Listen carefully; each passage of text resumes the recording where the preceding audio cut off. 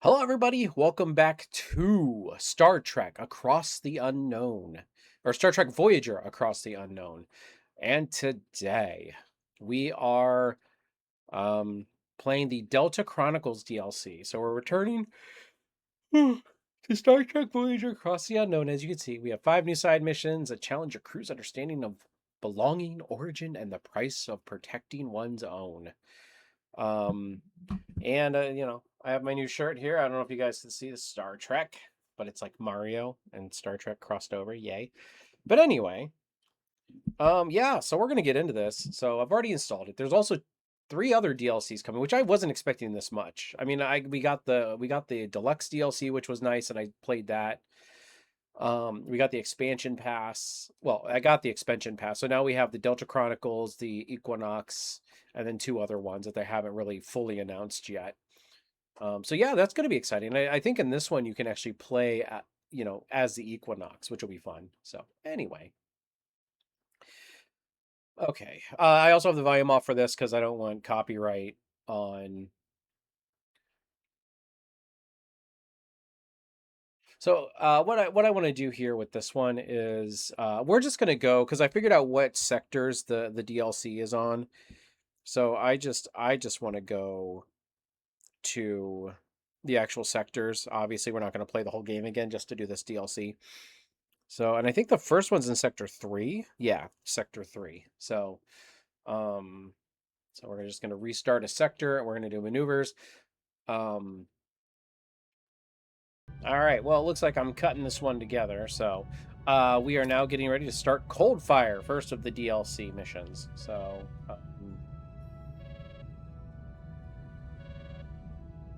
should definitely do that. Captain, sensors are picking up a signature. Oh my, that can't be. Focus, Harry. If we're not hitting the subspace rift in the next 5 minutes, I'm officially on break. The the Delaney sisters are expecting me for lunch. I hear our chef actually made something edible today. I'm reading massive architectural structures. It's an array. The configuration, the composition, it's almost a carbon copy of the caretaker's array. Does this mean there are more such entities out here? If we can talk to whoever's running that array, we might finally have a way home. Let's keep our feet on the deck now, Ensign. Do we have exact coordinates? Captain, a word of caution. The caretaker was an entity beyond our full comprehension, possessing considerable power. Although his intent was not hostile, we were essentially at his mercy. I do not care to repeat that experience.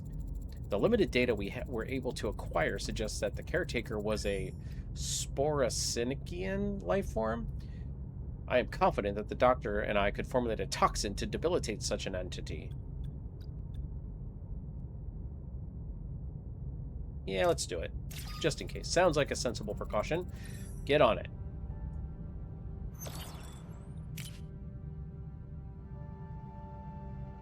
Science laboratory.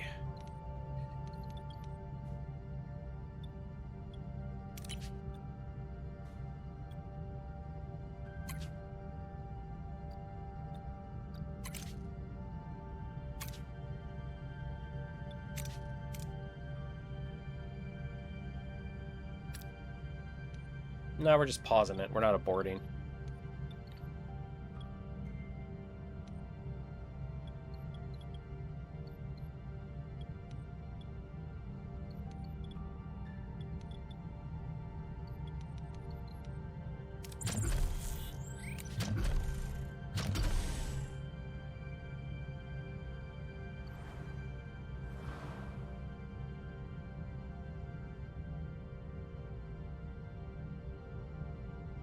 Hey, Blackbird. Wow, I'm sorry I missed the first hour of the stream. I've been watching my daughter die.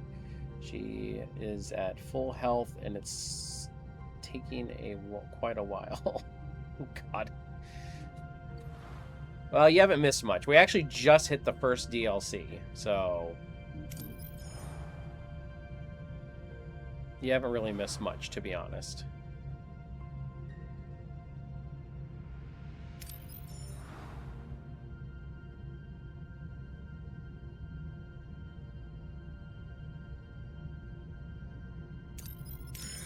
Great. I think we're gonna hit some asteroids. Yep.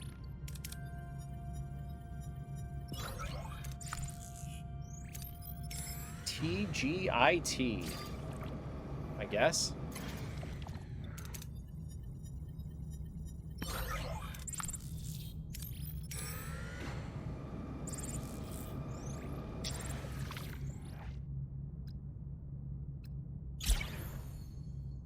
Yeah, we needed that, for sure. Come on, baby. Speaking of gambling.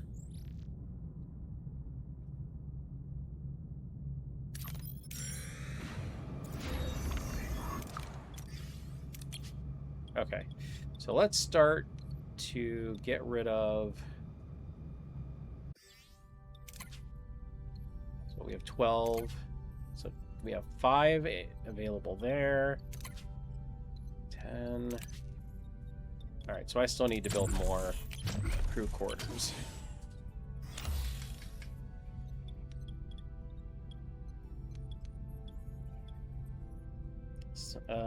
Still Friday there? I'm 4 hours into Friday. Oh, man. 4 hours? Where are you? Blackbird, where are you from again? You're not from the UK. You must be Central European. Yeah, Norway. Okay. I was about to say, like not central as in, like, middle, but, like, central as in, like, overwise. So, Norway, yeah. So, you're east and north of them, so. We... Welcome to the stream, my friend. Hopefully you're having a great Friday.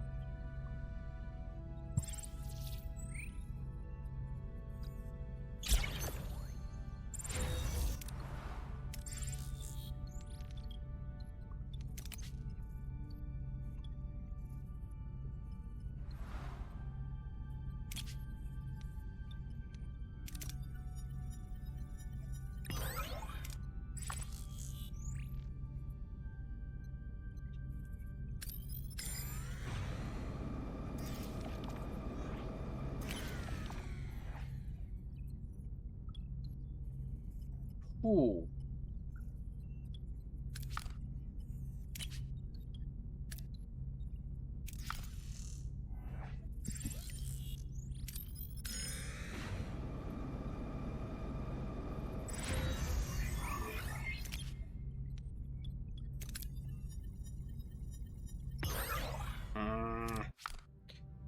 Okay.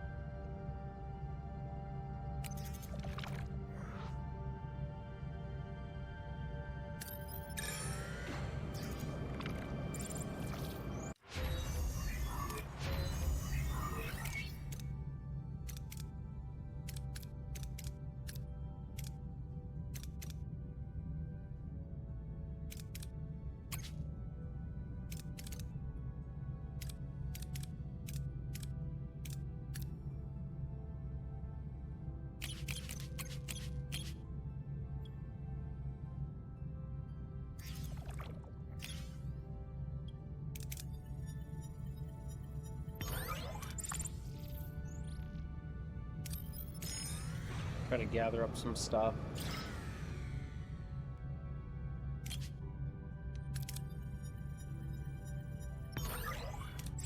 You're not even sure which year it is here. I mean, you're not wrong. Oh, hey, the array's right there. Cool.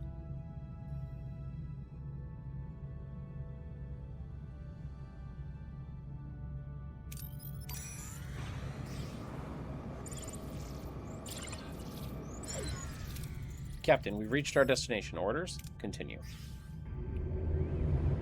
Ah, another caretaker array. Ooh, look how damaged we are there. It's like a bad case of deja vu. I guess they built these arrays in bulk. If there's another oversized jello on this one, let's just hope it isn't looking to start a family. One kidnapping was enough for one trip. Scan the array. Are there any Sporicidian life forms aboard? No, but I am picking up over 2,000 carbon-based life forms. They appear to be... Wait a second. Confirming, Captain. They're Ocampa. There appears to be an entire colony, according to sensors. The station is at least 300 years old. Kess, is there any Ocampan history about people who left your planet or were captured by aliens and taken away? No. The idea that there could be Ocampan anywhere but the homeworld is something no one ever considered. Look at that big old gash in my ship. God. I thought I was the only one. Well, let's hope the Ocampa are in the mood to talk. Hail the array. No response. However, it is loading an energy surge, Captain, possibly a weapon. If they're charging weapons, they're listening. Knock again. I'm sure they can hear us. Curious. They have accepted our hail this time, Captain. Aww. It's the actor who played Savick. He died. He was also in I can't remember his name, but he died just like a year or two ago. You're not wanted here. I'm Captain Catherine Janeway. We pose no threat to you, Mr. Tanis. And we do not fear threats from lesser life forms, Captain. We simply have no desire to house them at our home. Your presence is loud and distracting. He don't look trustable. Blow up the array. I mean, ouch. Talk about a warm welcome. Who does this guy think he is? This is becoming tiresome, Captain. Leave, or we will take aggressive action. Butter up Tanis. Highlight his colony's ancient legacy. Intimidate Tanis. Speak to your manager. Let me speak to your manager. You really have Janeway doing the Karen? Okay. Let Chakotay talk. Let Kess talk. Ocampan to Ocampa. We'll do that one. Although I think Janeway's is more... Wait. No. The Kess one is the best. My name is Kess. I'm an Ocampan too, but these people are my family. I'd very much like to hear your story, and to share mine. May we board the array? No, but I am willing to come to your ship and hear what you have to say. And that's how I joined Voyager's crew. I've been exploring the galaxy with them ever since, and I only hope that one day they will find their way home, and I get to see Earth with them. Are you aware of how your ship is regarded? That when Voyager appears, people fear destruction? Your ship is known as a ship of death. You established quite the reputation. You killed Suspiria's former companion. Suspiria? Is that your caretaker? We did not kill her companion. He died of natural causes. Please, Mr. Tanis, where can we find Suspiria? We'd like to talk to her and set the record straight. She is nearby, but she's different from the entity you knew. She's not our caretaker. She's our mentor. And her species is actually called the Nancine. And is your Nancine mentor willing to meet with us? That remains to be seen. First, I'd like to speak with Kess alone. I'm sure you two have a lot to discuss. I'll leave you to it. I admit these Voyager people are hardly what I expected, Kess, but more unexpected is finding you here. I had no idea any Ocampa had left the homeworld so recently. I have about 1,000 questions to ask you. I know, and I'm going to answer them. But first, I want you to see this place you call home. Show me a sanctuary where that holds a special meaning to you. Oh, I know just the place. I think you'll find it quite beautiful. Follow me. Assign Kess to a hydroponics bay. Well, yeah, she's already assigned to a hydroponics bay. Bring the pepper spray, Kess. Yeah, right?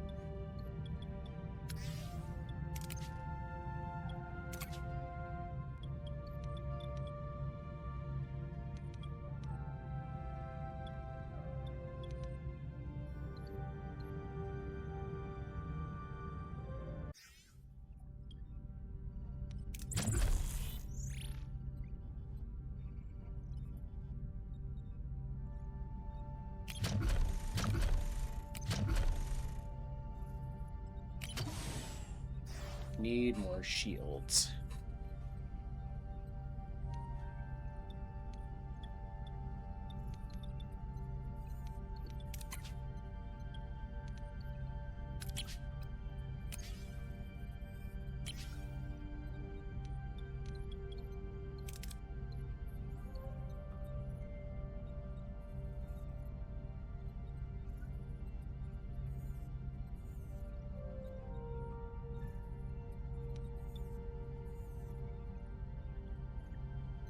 Oh, wow. I am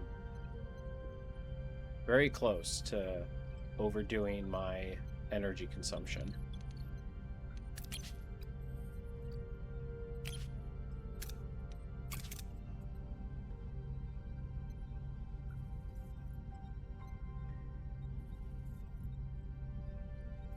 Can I leave? I got a bad feeling about this. Yeah, right? I have a bad feeling about this, too.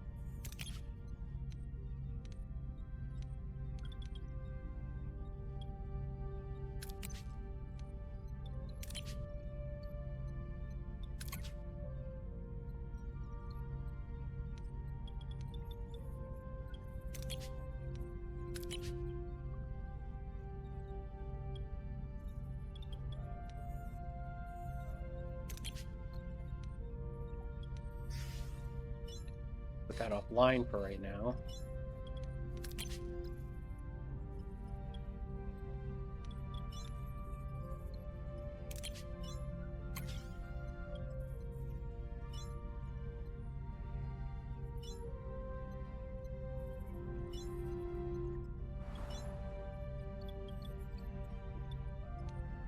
What's beeping?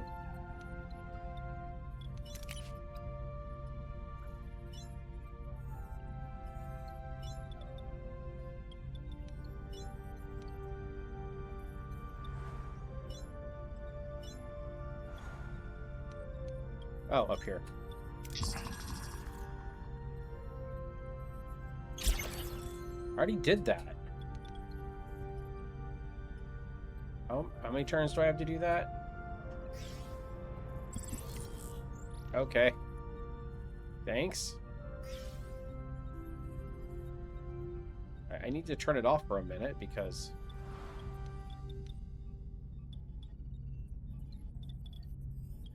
Alright, what else did I want to do? God, no, oh, yeah, upgrade this.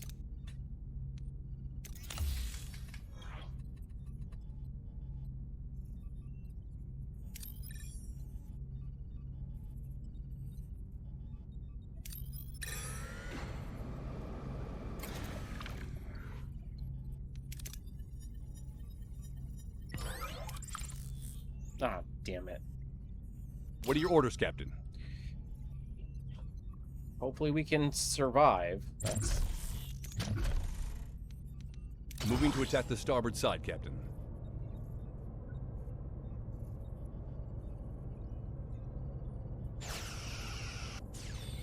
Ability ready, Captain.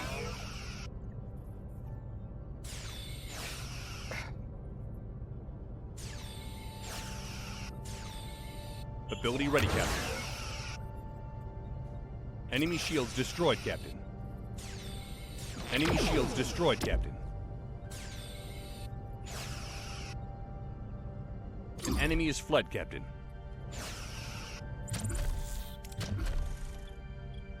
Moving to attack the port side, Captain. Well, at least we're doing a little bit better now that we got those extra shields. Look at our ship, man. Looks like it's frickin'... Ability ready, Captain.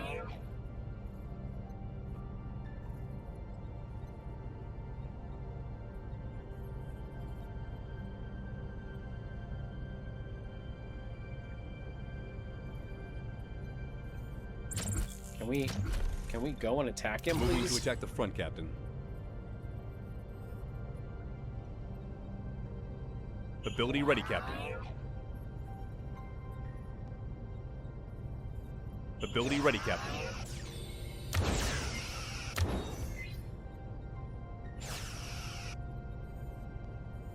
Enemy shields destroyed, Captain.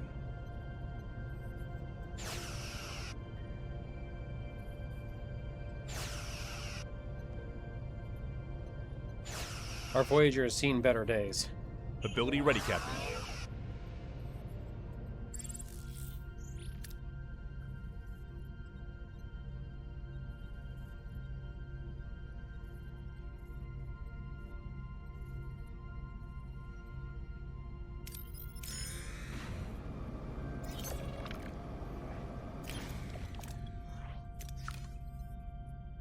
What are your orders, Captain? Moving to attack the front, Captain. Good lord. Time for duct tape, right? Hey, Lord Donkey, welcome to the stream. Yes, long time no see. Ability ready, We're trying out the new DLC.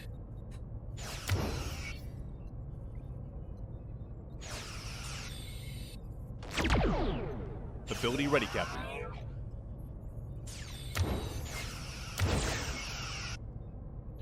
Our Voyager is very quickly falling apart.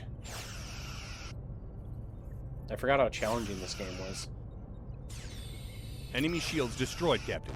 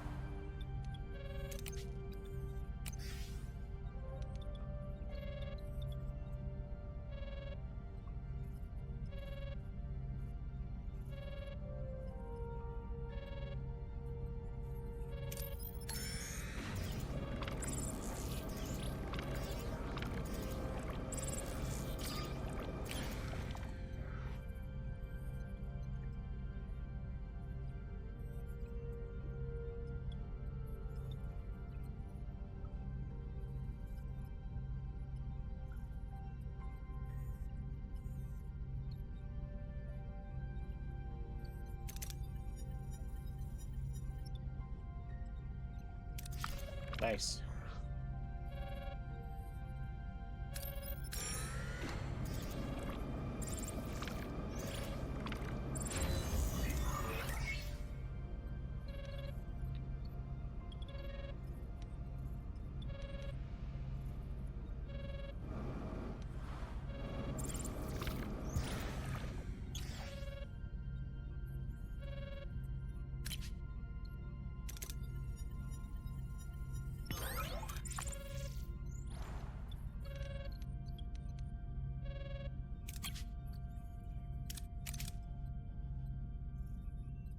Oh, God.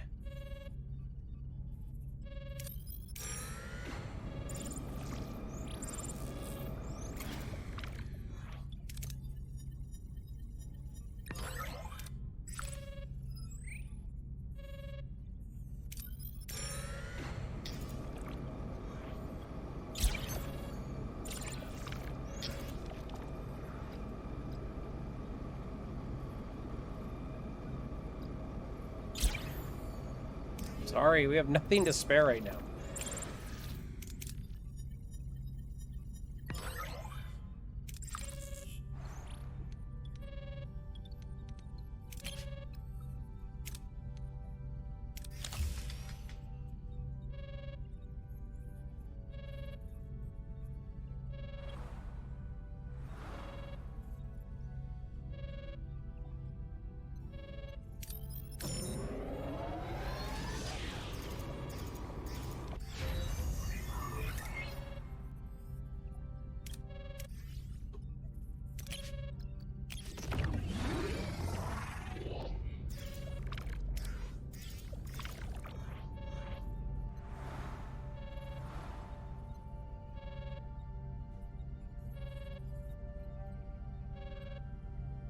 All right.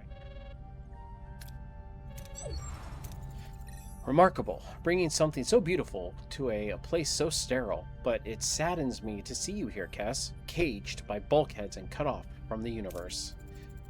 You live on a space station. How is that? How is it any different?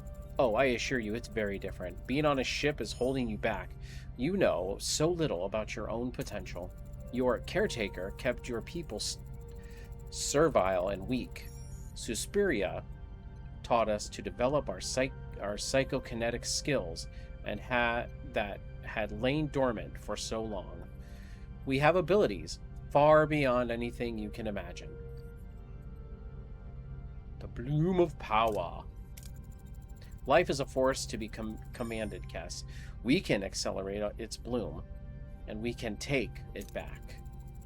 That was incredible. I had no idea we were capable of such things. Could I learn to do that? The fire of your mind is capable of anything. You only have to reach it for it. Reach out of your thoughts. Let the rest of the universe fall away until there is nothing but the plant. Know them, Cass. Know them in a way only an Okampa can. I'll try. I think I can reach them.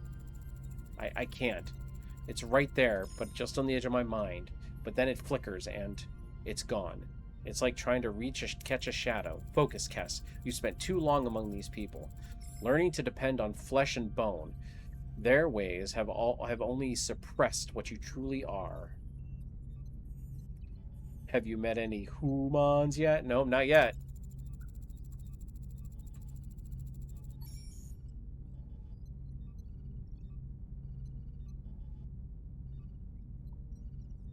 Actually,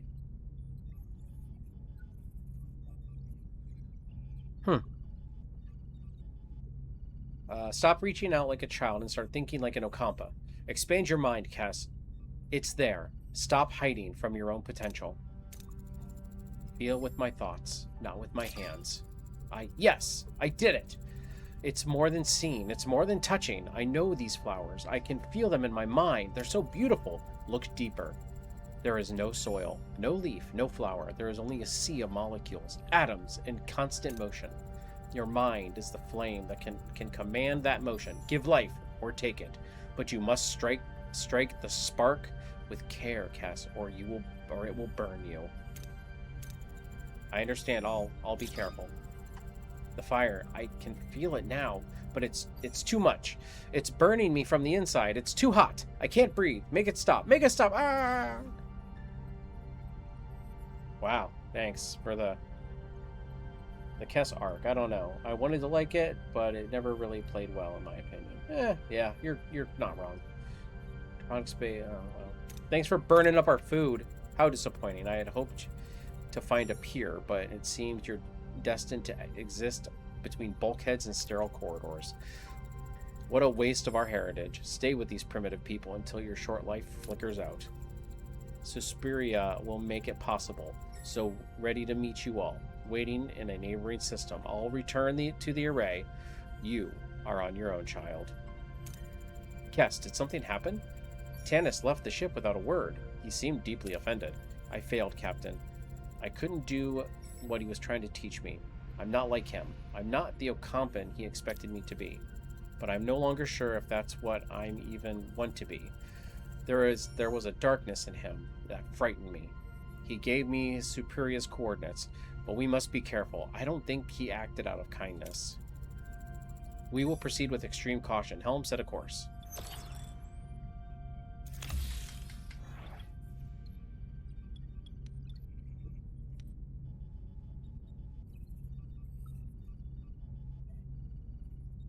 God, -50?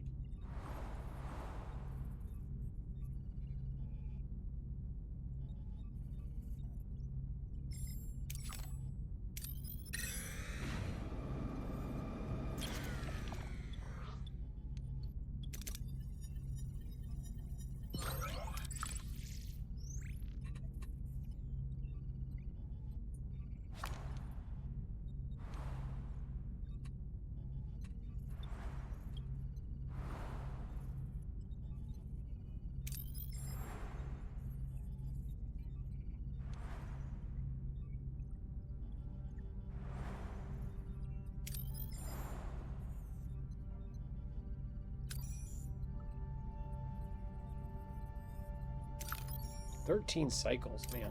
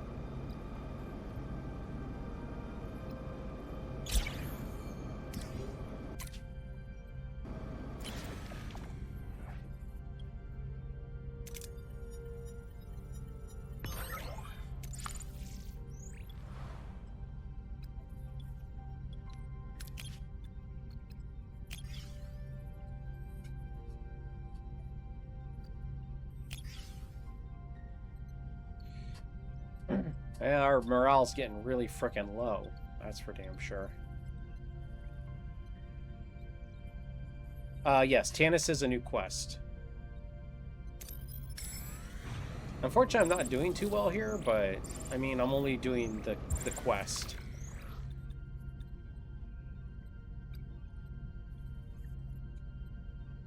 I don't know, like, we've reached our destination. Here we are, Captain. Sensors aren't picking up any life signs, but are we sure that Tanis guy wasn't just sending us on a wild goose chase to get us away from the array? Another minute, and report! Why is the ship shaking? I don't know, Captain. The molecular structure of the ship is starting to destabilize, and a subspace rupture is opening directly behind us. Towards the bridge, we have a massive plasmatic energy field manifesting right in the middle of engineering. Lieutenant, please come in. What is going on down there? Lieutenant? Damn it. Communication is down. Get a team to engineering now, and don't forget the sporosynadian toxin. What do you call a pirate ship after the crew commits mutiny? A cruise ship. Ooh, okay. Oh, severely injured. That sucks.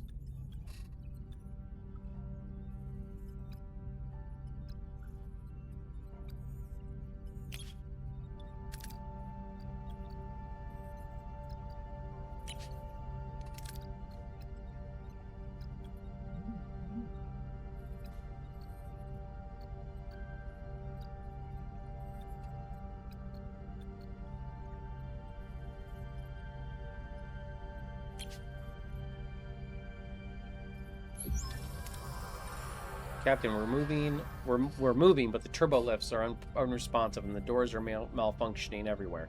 It's like the ship is alive. Jello. It's alive!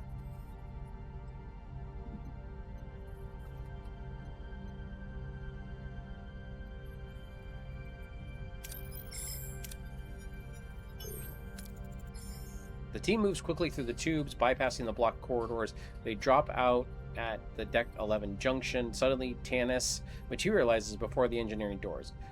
Suspiria has every right to destroy this ship. Your primitive lives for the life of her companion. Captain, it looks like Tanis is trying to stop us from, or at least stall for the time. What do we do? Oh, wow.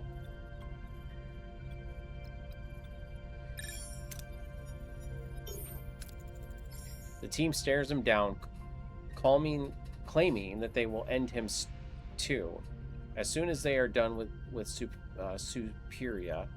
Suspiria, just like they did with her mate, Tanis, shaken by the coldness of the threat, believes the lie. He sneers in disgust and vanishes. The main engineering doors hiss open. Inside, engineering team floats an unconscious against the ceiling, bleeding. Oh, the engineering team floats bleeding. A girl in a pink dress sits crying on the floor. She jumps up, eyes burning. You killed my mate. Now I will kill you. Captain, Suspiria is about to destroy the ship. We need to incapacitate her now. Shoot her with the sporospadian toxin. Alright. I guess that's the best option we have right now. The toxin hits Suspiria's shoulder, and the little girl lets out a distorted scream. She staggers from her flickering wildly as the toxin disrupts her cellular stability. She falls to her knees, temporarily incapacitated. Captain, she's vulnerable. We're able to engage a force field to trap her. Oh wow, there is like not a good option here.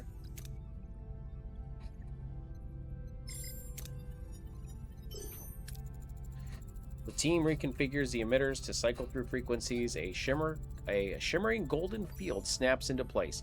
Suspiria wakes up and lashes out, but the field adjusts to her energy signature in real time, holding her fast. She is trapped, but unconscious.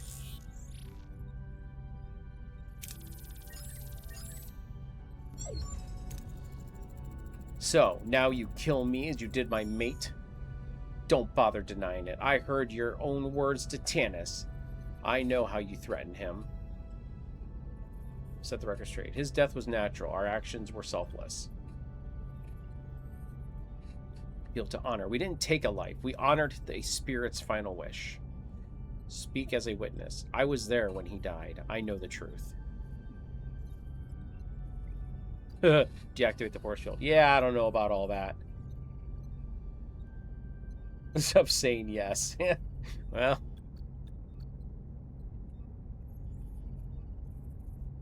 I mean, the Chakotay option is actually the highest one.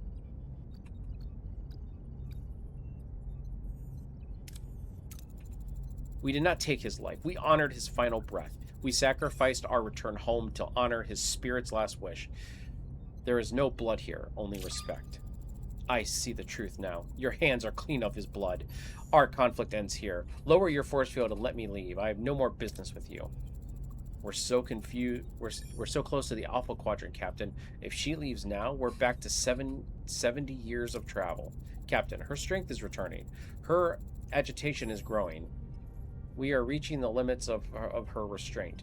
We should not push her patience too far. Test her patience and keep the Ford Ashes and Voyager home. Maybe in a word. Maybe next time. Don't test her patience. Let her go, even if it means sacrifice. I won't trade our principles for a shortcut.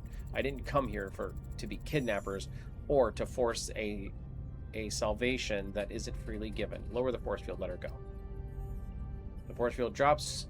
Suspiria form stretches into a mass of violet, wobbling energy. Long, translucent tentacles lash out as she ascends, passing effortlessly through the ceiling. A heavy disappointment silence falls over the room. They were heartbeats from home. Now they are only back to the long journey. So close. I can't help but think about what we just let walk away. We won't extort our way home, Ensign. That's not what Starfleet stands for. Captain, I've detected unusual activity in our cargo bays. It seems our resources have increased significantly. The timestamp coincides with the exact moment Suspiria departed the ship. Well, at least we got some resources. A parting gift, or maybe she didn't want us to owe us anything after all. Either way, I'll take it. Cass, I regret that your first encounter with other Occupant was so tainted. I'd like to think it's that not all of them have adopted Tannen's cold perspective. It's all right, Captain. I've been given a lot of thought, and I believe this was the best. Seeing the darkness in Tanis, knowing now that he was trying to lure me into this shadow. Maybe failing his test was the best thing that could have happened. I have no desire to be the kind of Occupant he expected me to become. I'm glad you've made your peace with it. Let's keep our eyes on the horizon for each Ocampa, for other Ocampa, and for Earth. Helm, resume original course. Okay. So that is Coldfire. Alright, so here we are back again. We are in Sector 5? Sector 5. We're not going to do Rise because that's the main story. We're going to do Distant Origin. That's the new one. Captain, please come in. I'm picking up some heavy spatial fluctuations, but the strange part is they aren't coming from outside the ship. The sensors are pinning the source right here on the bridge.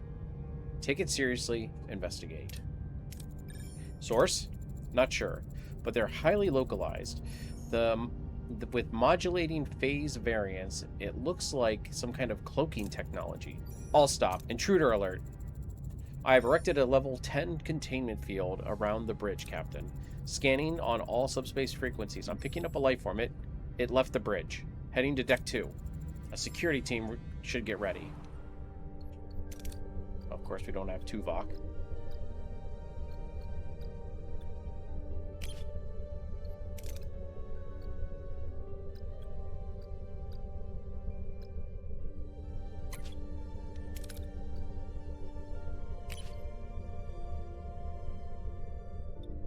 God, I didn't get anybody that I should have gotten. What's Innovator? Oh, Klingon. Well, Klingon and Innovator, sure. We really want to take Cass? I don't know if she... I mean, she has the medical. She has the exact same amount of medical as Tom, right? 35, so... Alright, we'll do this, team. Hopefully it doesn't go bad for us. Captain, the intruder locked us in. The turbo lift is dead. The hatches are locked. We're trapped on the bridge. Manual override the turbo lift.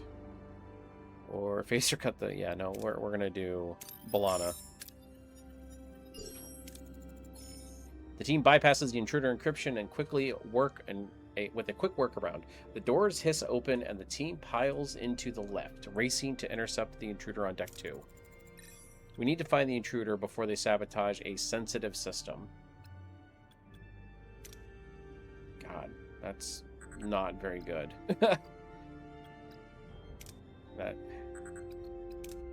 None of these options are good.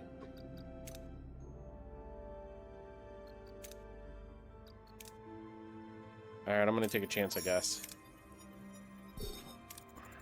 The intruder's mind is too complex. Kess is hit by a wave of dizzying thoughts. After recovering, she manages to point towards a mess hall. The delay leaves the team anxious that the intruder has already sabotaged vital systems or escaped. The target located near the galley. We need to break their cloak before they get away.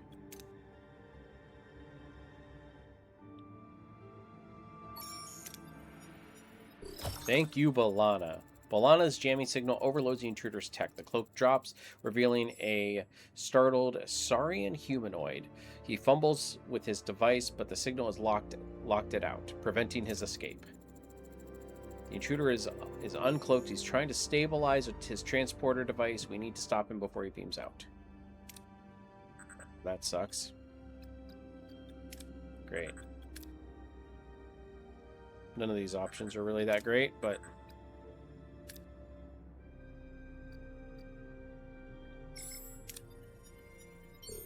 Okay. The team snaps a localized force field into place, finding himself boxed in. The Saurian metabolism flatlines in the stress-induced hibernative state. He slumps against the wall unconscious, and is immediate transport to sickbay for examination.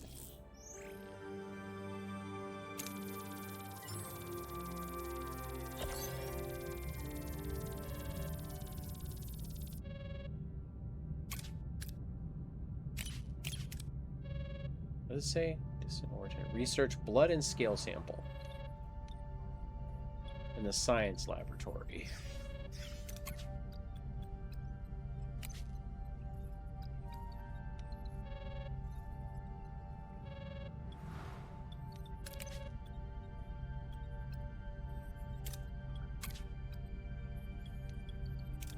God, that thing's going to be going off the whole... I wish you could silence the frickin'...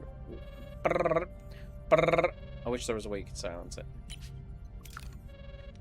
It's just going to keep going off, too. It's annoying.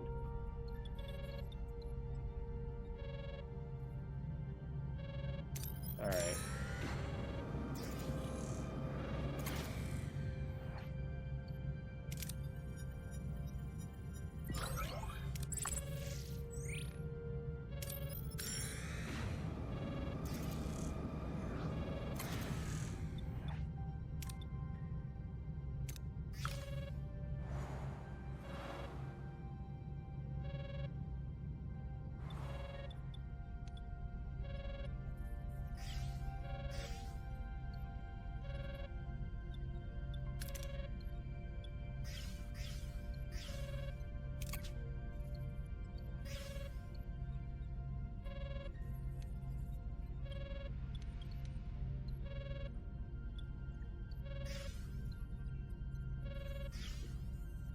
Try to get the hydroponics bay back up.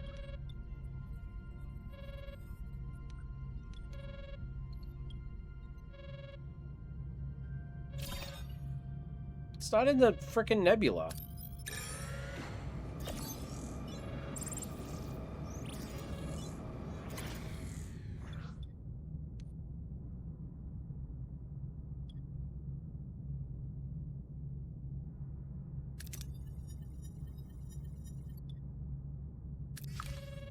I don't know why I keep getting more crew members. I don't need more crew members.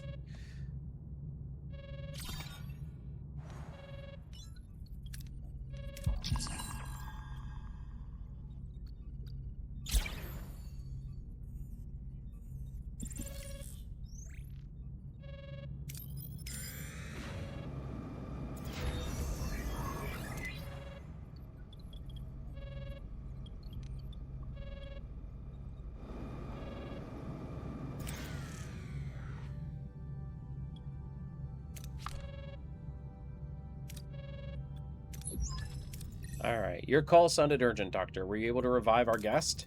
Unfortunately not, Captain. It seems we'll have to wait until he wakes up on his own. However, I made a remarkable discovery while analyzing the alien's DNA. There are 47 genetic markers identical to those found in human DNA. So I ran a search on those markers in Earth's paleontological database. They appeared in Earth 100 in 100 Earth species dating back tens of millions of years. Their species evolved on Earth? Apparently so. From the look of it, you and he are distant cousins. Truly fascinating. I hope to learn more about his intentions once he wakes up. In the meantime, I want a security detail stationed on the door. I don't want our cousin going anywhere more on any more invisible walks. But aren't you curious about the scale of the kinship, Captain? I propose we take this information to the holodeck. We could run an evolutionary simulation to verify our findings and find out more about our long-lost relatives. I'll think about it. Perhaps it's time that we took a stroll through primeval history.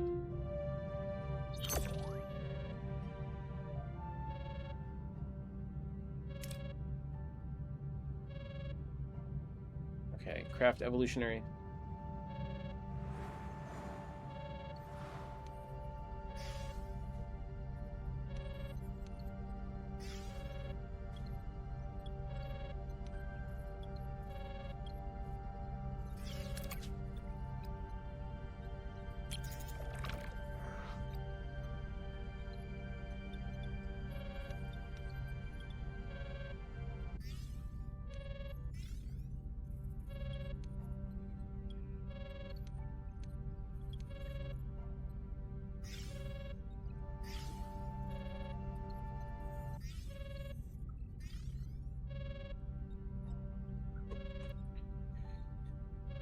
Oh, that sound.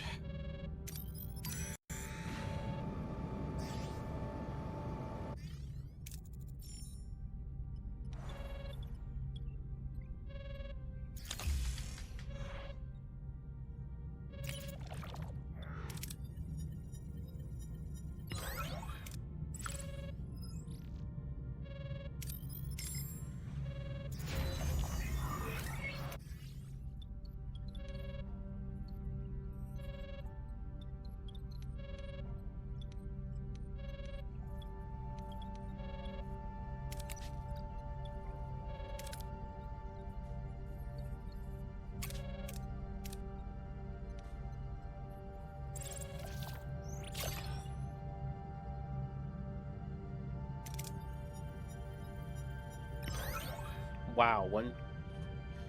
Could I have just have 6 crew that died? Because I really don't. I really don't want them.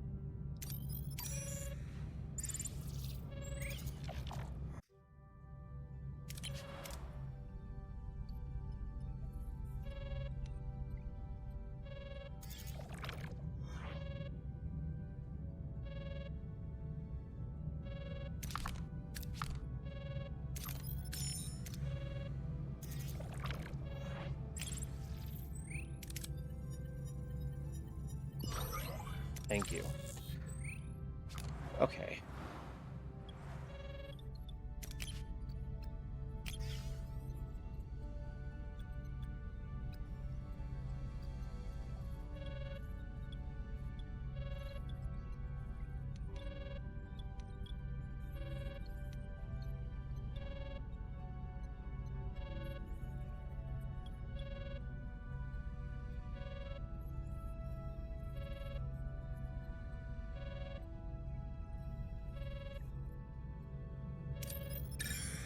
Just trying to survive.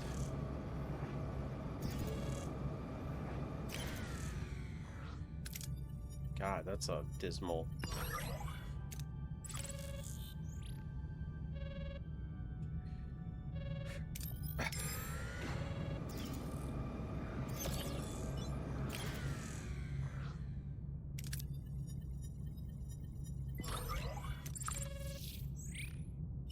All right, what am I looking at?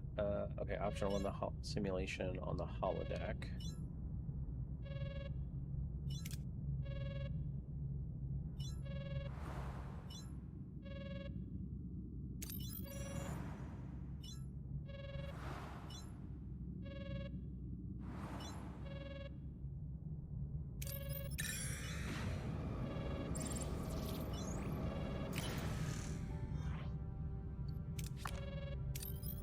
Don't need it just yet, and I'd rather not waste. Captain, oh.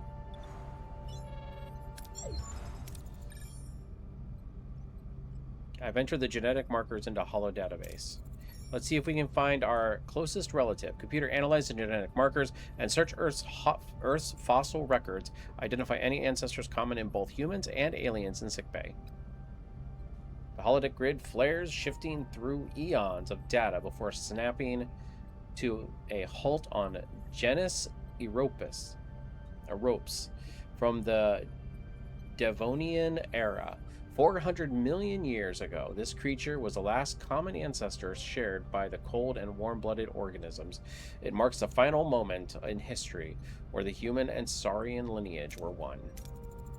Let's take the next step on our little stroll. Computer, what is the most highly evolved cold-blooded organism in development from the Europes? The simulation surges forward, skipping through millions of years until the new form crystallizes on the holodeck. Standing 2 meters tall and balanced by a heavy tail, the Hadrosaurus was the Cretaceous era's looms over the room. It represents the peak of cold-blooded evolution on Earth, and species thought to have vanished forever during the Great Extinction.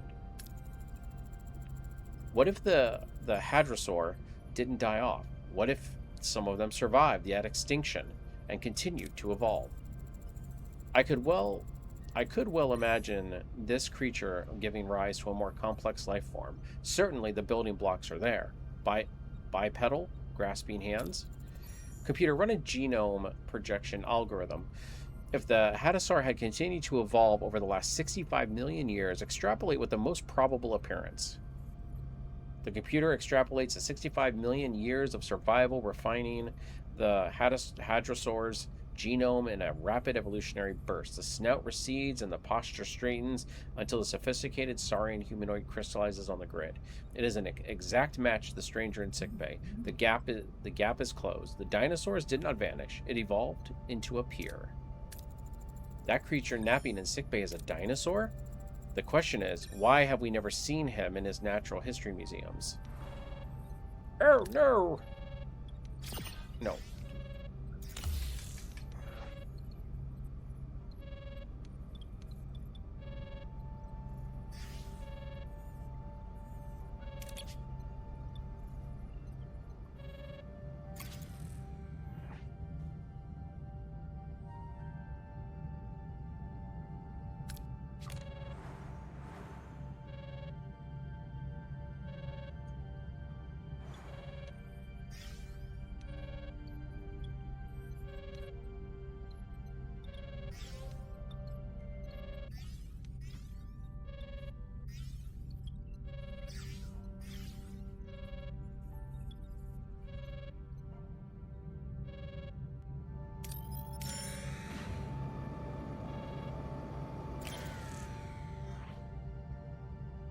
Alright, what do we need?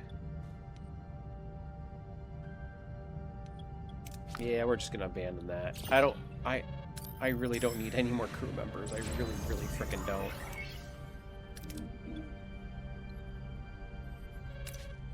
Am I working on any tech? I guess I'm not.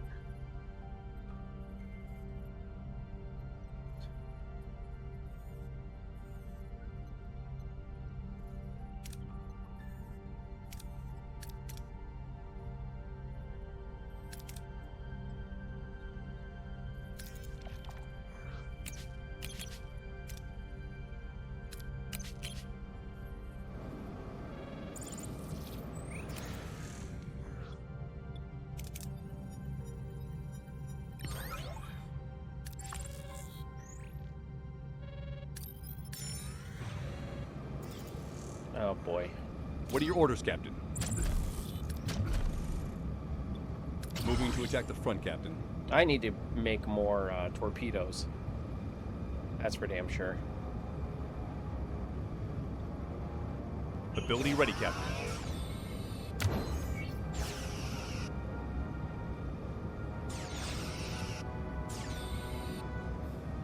Ability ready, Captain.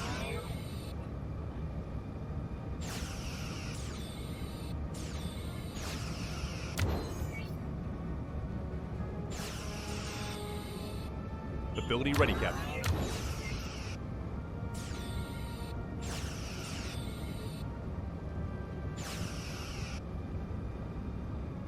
Enemy shields destroyed, Captain.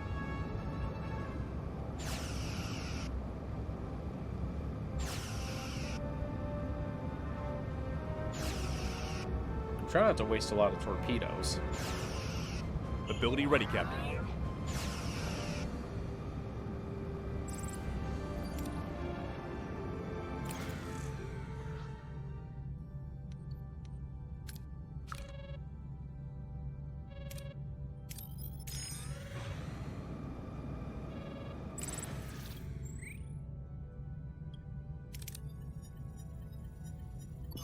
Really? That little that little bit of bad, and you guys can't just give it to me. Y'all are a bunch of Alright, we need to craft some torpedoes.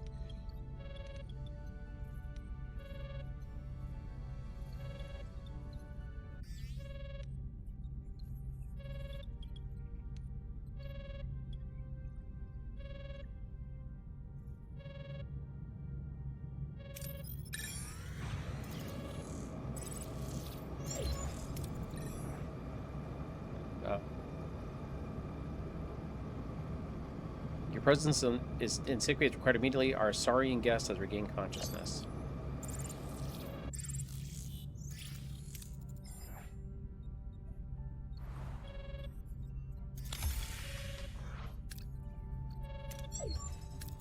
Captain, the patient is awake. He seems quite composed, considering the circumstances. I'm Captain Catherine Janeway, the USS Voyager. Why did you invade our ship, Mr. Geegan? Dr. Fora Geegan, to be precise. And it was an invasion. And it wasn't an invasion. It was a field expedition to learn more about your species. I meant no harm. I'm a molecular pathologist. A few months ago, I discovered the skeletal remains of what I believe to be a crewman from your ship. It was the proof I needed on my distant origin theory. The idea that the Voth, my people, did not originate here in the Delta Quadrant, but on a world far across the galaxy. Well, Doctor, it is no longer a theory. Our research confirms it. Your ancestors and mine shared a cradle. We call it Earth. Earth, to finally have a name for the origin. Tell me, are there others like me still living there? No, until recently we weren't even aware of your existence. Earth has been devastated by countless natural disasters over the course of its history. Asteroids, volcanoes, earthquakes, all evidence of your race could be at the bottom of the ocean or under kilometers of rock. Some of my ancestors must have developed spacefaring technology and left the planet and ended up here in the Delta Quadrant. Our true origin on Earth lost over the eons, replaced by doctrine. What a sad turn of events. How can we help? Well, Dr. Geegan, we're prepared to assist you. If our data can help your cause... Bridge to Captain, I'm reading a massive spatial displacement dead ahead. We're being probed. Something dropping out of warp. It's... oh my. Oh my.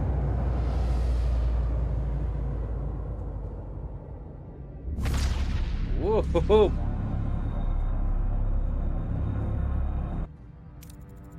Captain, we've been captured by a tractor beam of immense power. We should initiate emergency escape measures.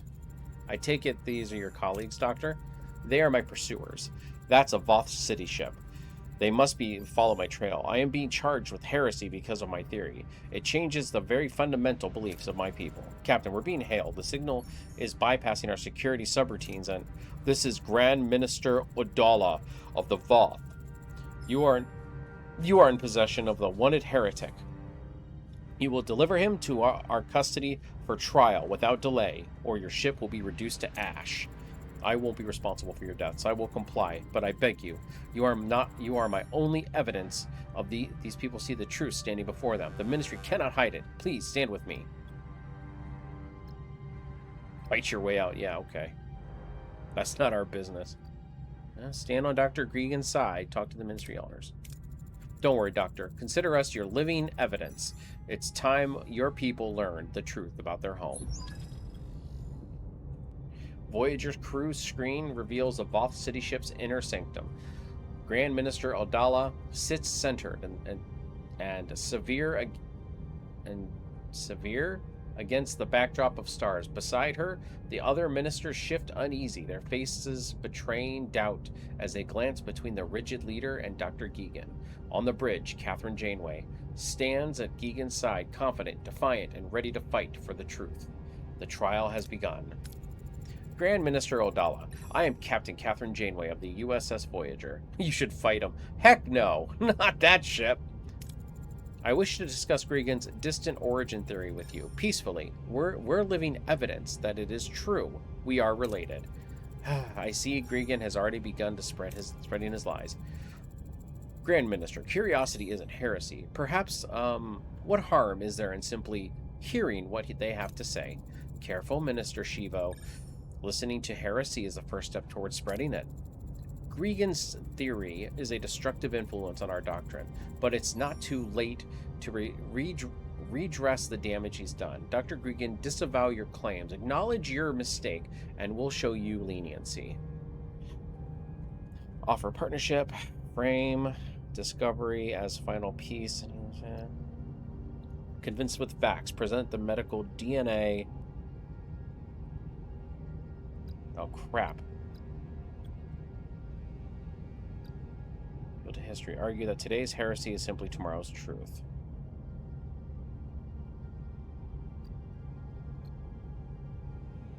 Crap. I wish I kept the holodeck on. Every truth begins as heresy. My own people once feared new ideas that eventually saved us. Don't let fear change blind you to the glory of where you actually begin.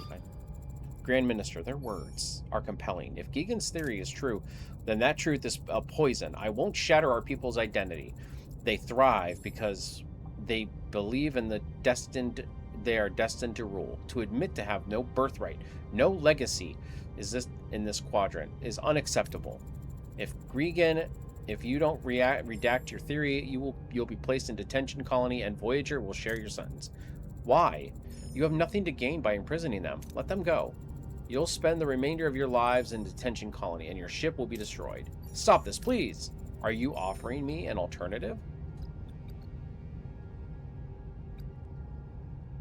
Fight your way out. Convince the rest of the council. Appeal to the objective biology. Facts cannot be censored. Convince the council. Appeal to the democratic strength and resist Odala's suppression. That's the best option, I think. The council exists to lead, not to obey a single voice of fear. Do not let your history be dictated to you. Stand together and place your own voice. You dare circumvent my authority? I am Grand Minister, the supreme guardian of the doctrine. Enough, Odala. We're still a council of peers, not a throne for an autocrat. Huh. Kind of relevant today, isn't it? We all have a voice here. We refuse to let the voice be stifled by you any longer. Unlike you, we are not afraid of where we began. Mind your tongue, Shivo. We are treading on progress. Imagine the Voth returning to the cradle. Let the humans go, and let Dr. Gregan go with them. He will lead a delegation of our finest minds to see Earth with their own eyes. Heresy! This is madness and heresy! You are overruled, Grand Minister. To defy the consensus of the council is to defy the very laws that grant you power. The humans are free. Captain Janeway, you are welcome. Will you welcome Captain Deegan as a delegation of our scientists to join you on your journey home? We don't need more people, but I would be an honor to have him and your delegation aboard. I am at a loss for words. I finally see the cradle with my own eyes. I have worked my entire life for this moment, and I will not fail the Voth, and I will not fail you, Captain. Ooh, interface cloaking device. Since you are now officially collaborators, it's only right for me to share our technology. Please accept the interface cloaking device to use aboard your ship. Interface cloaking device unlock. Okay. Thank you, Dr. Geegan. And welcome aboard Voyager. I have no doubt that together we will achieve great things. Helm, return to our old course to Earth. Okay. Yeah, this area is a bit of Okay, so the next one we have to go to is in Sector 7. So I will return when I am ready for that one on YouTube. Twitch, you're stuck with me. Sorry. All right, we are back now with the Omega Directive. Captain, come in. Ship has dropped out of warp. We hit some kind of shockwave. Hold on. I just lost all my sensor readings. Computers bringing up some kind of message. I can't access it. One by one, the screens on the bridge flicker and vanish. In their place, a large, glowing blue Greek Omega symbol fills every monitor.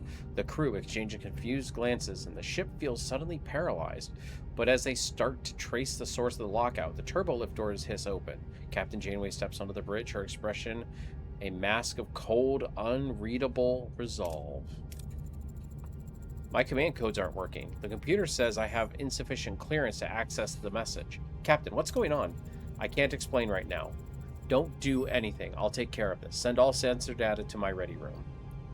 Janeway sits in her ready room, coffee cold and forgotten, as the terminal displays the one file she never hoped never to open, the Omega Directive. Starfleet's most guarded secret, a level 10 security lockout that overrides all other law, including the Prime Directive. Triggered by the detection of an Omega molecule, it mandates a total destruction of the substance at any cost. Born in the mid-23rd century, the Lantaru incident, where a failed experiment killed 127 scientists and permanently scorched subspace, the molecule is the ultimate threat. A single rupture could collapse the subspace of an entire quadrant, ending warp travel and long-range communications forever. Every civilization would be isolated. The galaxy would go dark. For Janeway, the mission is now singular. Destroy Omega. Save the future. Sensors have detected the Omega signature 1.2 light years away. Class L planet, Class M moon. It's coming from inside some kind of facility. Captain, requesting permission to enter. Ah, 7, I was already expecting you. Come in and close the door. I assume you're already familiar with the Omega Directive. The Borg assimilated Starfleet captains. You would possess all of their knowledge. Affirmative. Do you intend to follow the directive? I do, and I need your help to destroy the source. If you refuse, I'll have to confine you to quarters until it's done. Perhaps you should do the latter. I will not help you destroy Omega. It should be harnessed. The Borg view Omega as perfection, a source of infinite power we once stabilized for a fraction of a second. Starfleet's orders are born of fear. That fear is justified. Tell me, 7, how many drones did your experiment kill back then? 29 vessels, 600,000 drones. But that is irrelevant. Not to me, not my crew, and not to the people who live in this quadrant. I'm going to neutralize this threat, with or without your help. Then I will assist. I have waited years to witness the molecule firsthand. I will wish to understand that perfection. The Borg's Holy Grail. I am afraid I am unfamiliar with that designation. Doesn't matter. I'm going to inform the crew now. Protocol strictly forbids it, but given our unique predicament, there's no other way to get this done. Everyone listen up. If we were back in the Alpha Quadrant, I wouldn't share what I'm about to share with you, but we're not. Therefore, what you're about to hear will not go beyond these bulkheads. Is that clear? Good. And that's why I've been authorized to use whatever means necessary to destroy the Omega molecule. I don't have to tell you what's at stake. If a large-scale Omega explosion occurs, we would lose the ability to go to warp forever. I appreciate your honesty, Captain, but we may be far from home. But you're not carrying this burden by yourself. Consider us fully committed. Phew, that was a lot to take in all at once. But here's what I'm thinking the Borg were... Wait. And here I was thinking the Borg were the peak of our problems. No offense, 7. None taken. I, too, find the prospect of spending an eternity at sublight speeds to be a minor inconvenience. Engineering. Omega molecules emit a high level of radiation. I want multiphasic shielding installed around the warp core immediately. Doctor, begin production on several anti-radiation vaccines, each containing 20 milligrams of arthanisine. The target is a facility on a nearby Class M moon. Time is a luxury we don't have. Let's get to work.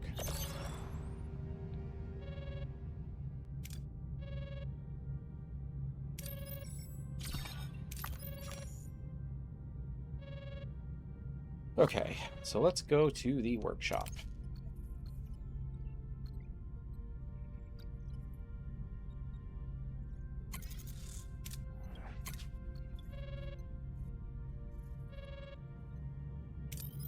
I probably should get some more Duridium.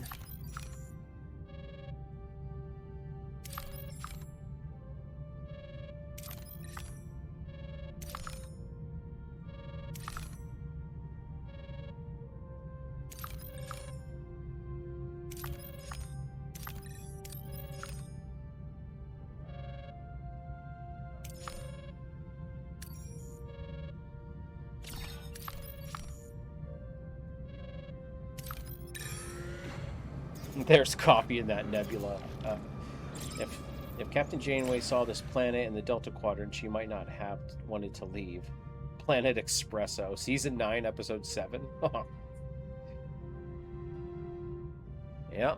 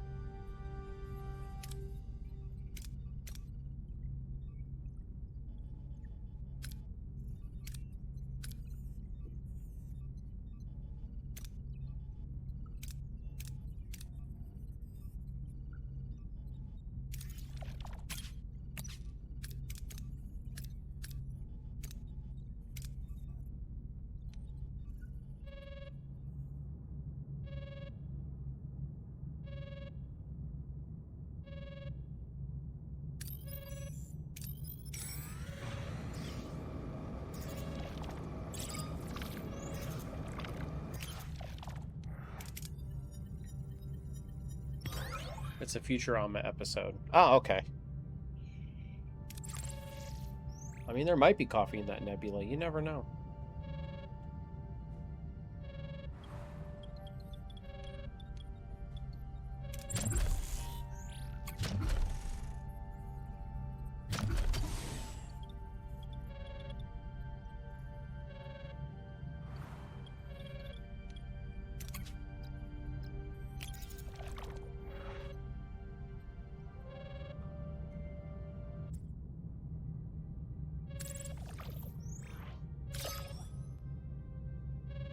Fly to the Classa moon. Okay. Oh. The Hirogen. Forgot about them.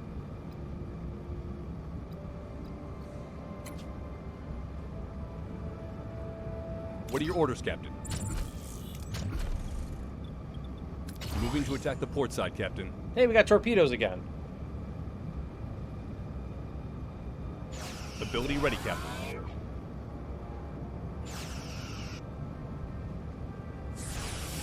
Ability ready, Captain.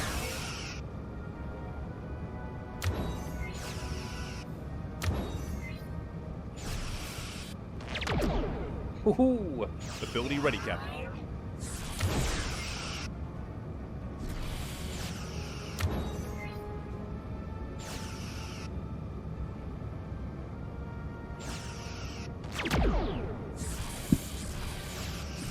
Ability ready, Captain. Dude, we are making me dizzy. Enemy shields destroyed, Captain. Ability ready, Captain. There we go. They surrendered.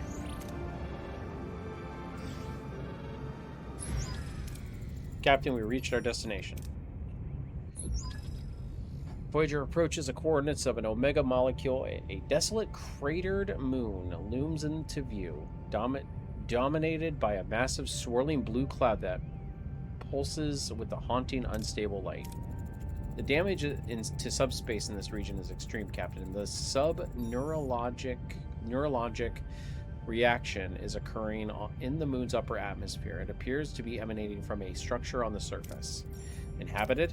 The structure itself is uninhabited. However, the moon supports a population of a few 100,000 in the outlying sectors. Can our visual sensors penetrate the atmosphere? Below the swirling blue haze sits a massive research facility, now a jagged skeleton of its former self. Twisted metal and shattered pylons are blanketed with a thick soot, and the entire complex blackened and scorched by the intense high-energy blast. Over 300,000 square kilometers has been decimated, and it's impossible to determine if any Omega molecules remain. Several sections of the facility are still shielded. I'm detecting life signs inside. A few dozen, maybe. It's hard to get a clear reading. Conditions in the structure aren't good. There are high levels of radiation. Assemble a team and have them report to sickbay for aranthazine, inoculations. Tell the doctor to prepare for casualties. 7, you have the same specialized expertise in this matter that I do. I want you heading on the away mission. Good luck. Okay, well, I guess we don't have a choice. We're taking 7.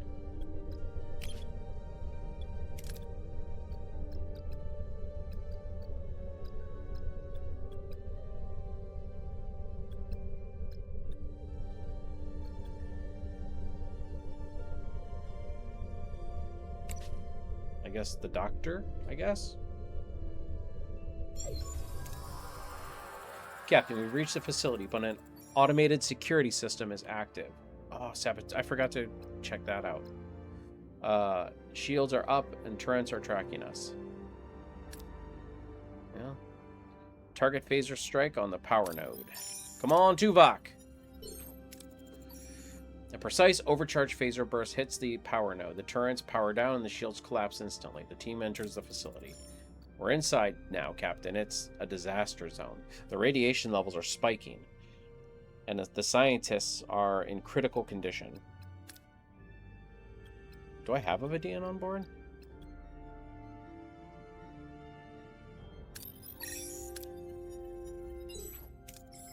The team moves with clinical efficiency, deploying dermal regenerators and anti-radiation hypos. The scientists are stabilized and beamed to Voyager sickbay. All of them survive.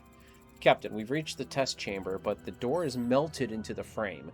It's 13 centimeters of solid duridium.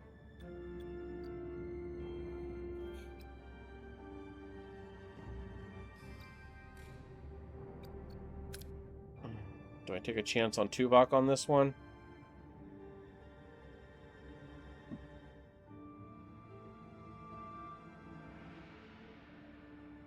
We're going to need... Alright, let's... Okay. The team carves through the duridium with high-intensity phaser beams. They kick the center panel and the door falls away. The brilliant blue light fills the room. For 1 second, the team stands in awe, staring at the swirling molecules that could destroy subspace in a fraction of a second. Captain, we're standing in the presence of the molecules. We need to gather as much data as possible. How should we proceed? I knew I was going to need...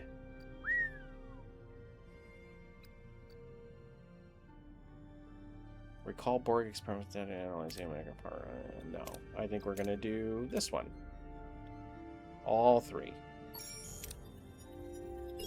Oh, almost. The team takes high-resolution readings of the particle, learning that there are enough molecules to destroy subspace across half the Delta Quadrant. They also gather additional knowledge of the containment harmonics, which will be vital for final destruction. Their tricorder is full of data. The team beams back to Voyager to discuss the next steps, leaving the molecules swirling in the test chamber for the time being. Hoo-wee! Wait a minute. Sorry, guys. Visual sensors, right? That sounds confusing. I'm not sure which one you were talking about, Blackbird.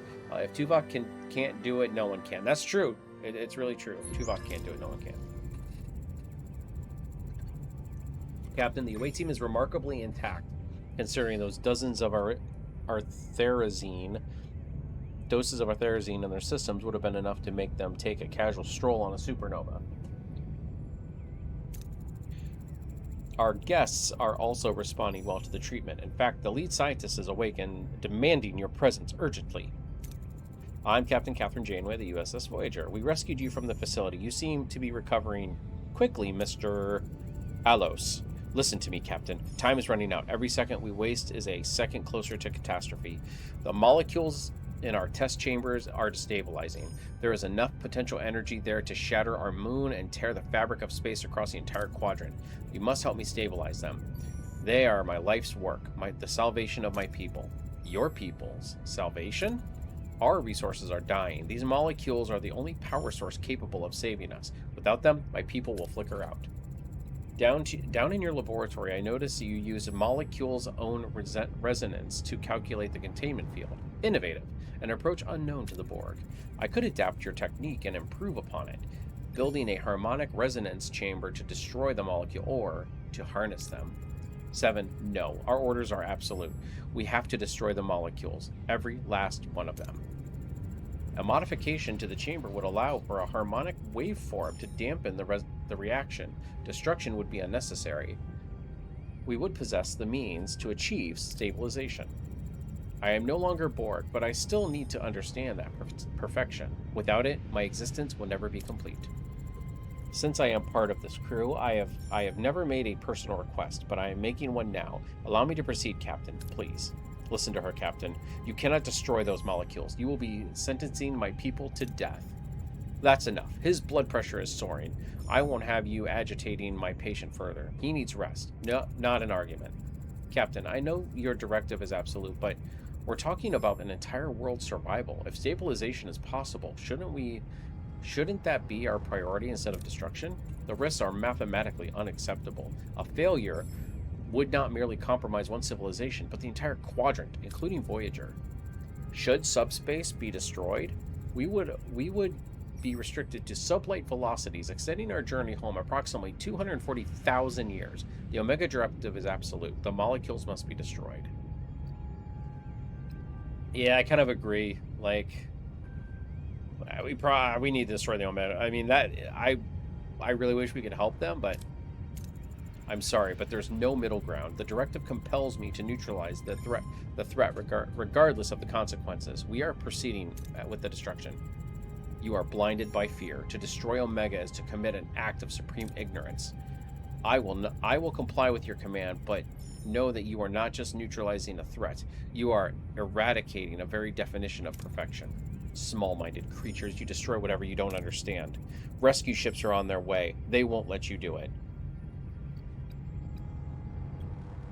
Try to offer amends. Perhaps there's another way, Mr. Alos.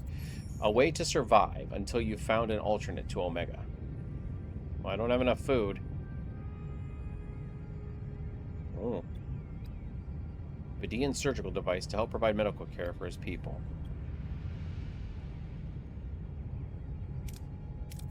How about an advanced medical equipment to ensure that your people can survive the hardships ahead? Fine. I'll help you with the chamber, but it's not my people's interest to let these molecules destabilize and take our world from them. I'll signal my ship to stand down.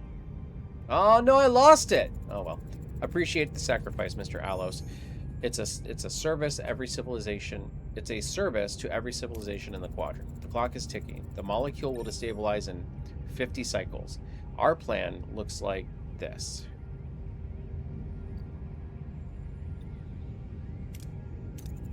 We will only get one shot at this. We build a high-quality chamber to maximize our stability margins. It's better safe than sorry. All right, we have a narrow window, and everyone is at stake. Let's get it done. All right. Oh, God.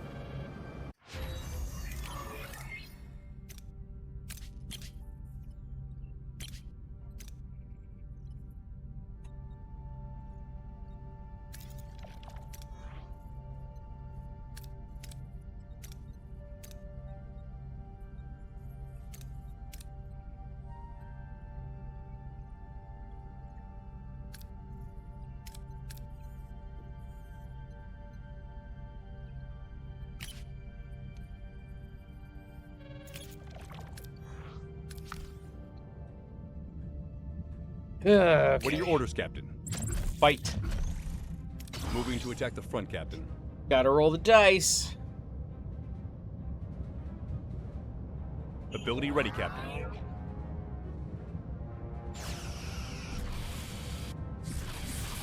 Ability ready, Captain.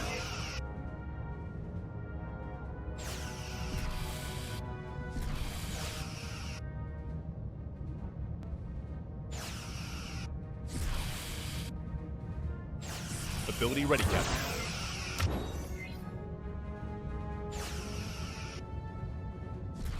Enemy shields destroyed, Captain.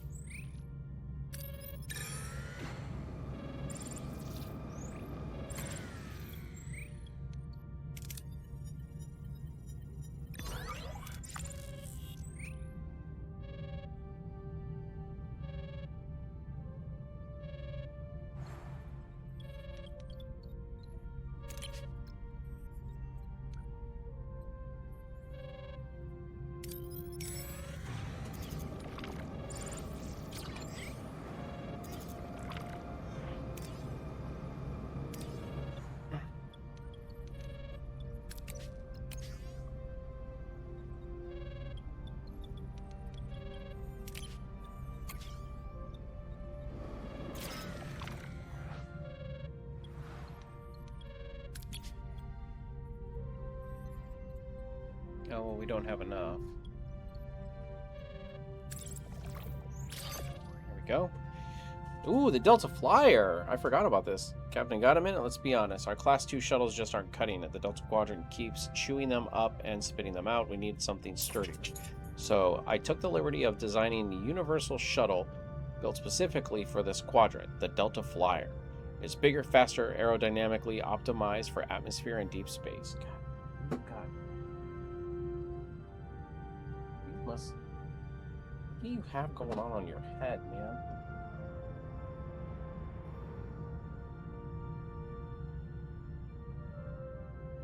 Dry skin or something. Gonna give you an oatmeal bath. Alright, sorry.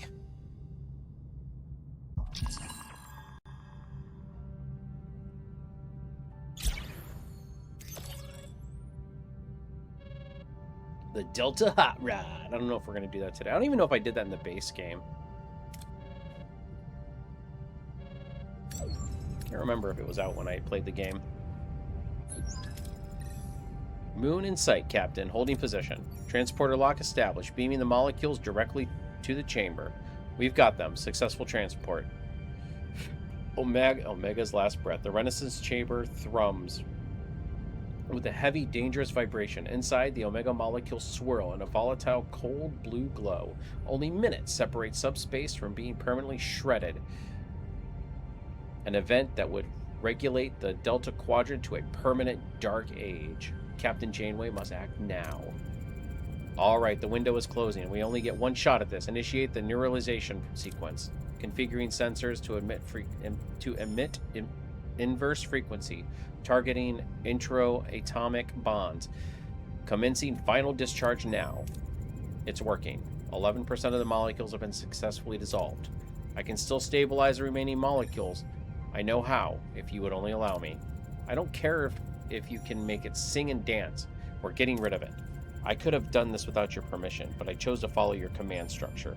I should have made the attempt. I still can, but you won't. You know I'm not trying to stop you from finding perfection, but I can't risk the safety of this quadrant. Omega must end here. We both know that. Status 18%. Can we speed up the process a little? Report. What is happening? Inverse frequency backlash. The neuralization field has collapsed. The intra-atomic bonds are reforming into an unstable state. We're losing containment. Combine Borg memories and knowledge from research facility to counteract backlash. 7. Use the collective's knowledge about Omega to combine it with what we learn in the research facility. It's working. Inverse frequency stabilized. The molecular bonds are shattering. Neuralization at 11%. 45. 68. Wait, the molecules are stabilizing. I have done nothing. It is occurring spontaneously. Impossible. For one heartbeat, the molecules suddenly lock into a radiant geometric sphere. Perfection. Seven stands transfixed using her Borg detachment, replaced by a profound, haunting awe as she glimpses a flicker of consciousness within the shimmering light. But the moment slips, the inverse frequency takes hold, and the Omega molecule is neutralized, leaving the chamber dark and empty. Mission accomplished. For 3.2 seconds, I saw perfection. When Omega stabilized, I felt a curious sensation. As I was watching it, it seemed to be watching me. The Borg have assimilated many species with mythologies to explain such moments of clarity. I've always dismissed them as trivial. Perhaps I was wrong. If I didn't know better, I'd say that you had your first spiritual experience. I find it difficult to provide a counter-argument, Captain. Even though we destroyed Omega, the brief glimpse of pure perfection has moved me forward. I feel evolved by what I witnessed. It's over then. The work of a lifetime gone in a heartbeat, and my people are left in the dark. I know it's difficult, but the dark is where we start building. Mr. Alos, you have the tools. A mind like yours will find safe alternative, a new light. It is difficult, yes, but standing on the brink, I finally saw the danger you described. I want you to have this. It's a microscope I've used since my very first day of research. It's seen every failure and every breakthrough I've ever had. Advanced neutron microscope. Let it be a reminder of the tragedy we averted together, and a lesson that some prices are simply too high for science to pay. Thank you very much, Mr. Atlos. Alos, we will cherish it. Farewell. Do you think Alos's people will make it? I keep telling myself we follow the rules, but that we save the quadrant. But this feels a hollow victory. Because we traded one world's well-being for everyone else's, it's a calculation I never wanted to make.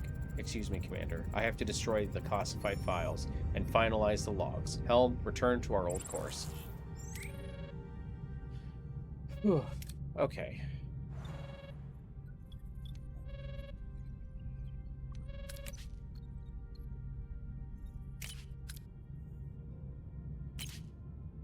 What was it called again?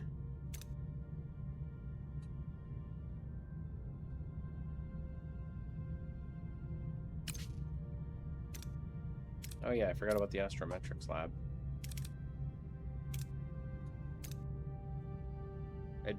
No, not advanced lighting module. Advanced neuron microscope. Increases research speed by 20%. I think that's what it was, right?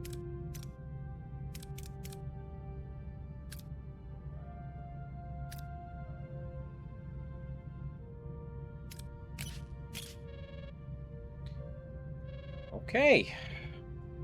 Well, that is the Omega Directive.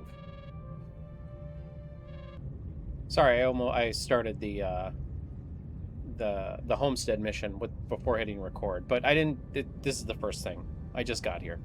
Here we are. The Talaxian readings are clear. They're all huddled inside that primary asteroid in the center of the field. I can hardly believe it. A whole colony of my people right here.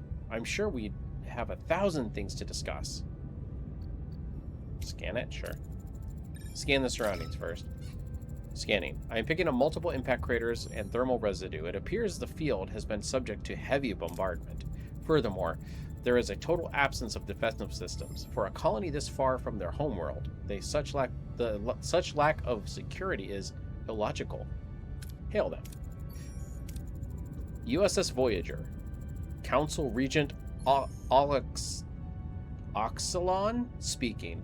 We have nothing for you. We want nothing from you. Turn your ship around and leave us in peace. Regent, we aren't here to threaten you. We just want to talk. In this quadrant, a friendly face is just a mask for a predator. Please, leave us before your presence brings more trouble to our door. Let Neelix talk. Offer to gain trust. Address the bombing damage. Perhaps we can help. Let Neelix talk. I'm Talaxian, just like you. Finding you here is like finding a piece of home. Maybe we could talk, get to know each other a little. It's been a long time since we've heard a voice from home. Very well, I'll come to your ship, along with my advisor, Dexa. 2 Talaxian figures materialize on the transporter platform, Regent Oxalon and the trusted advisor, Dexa.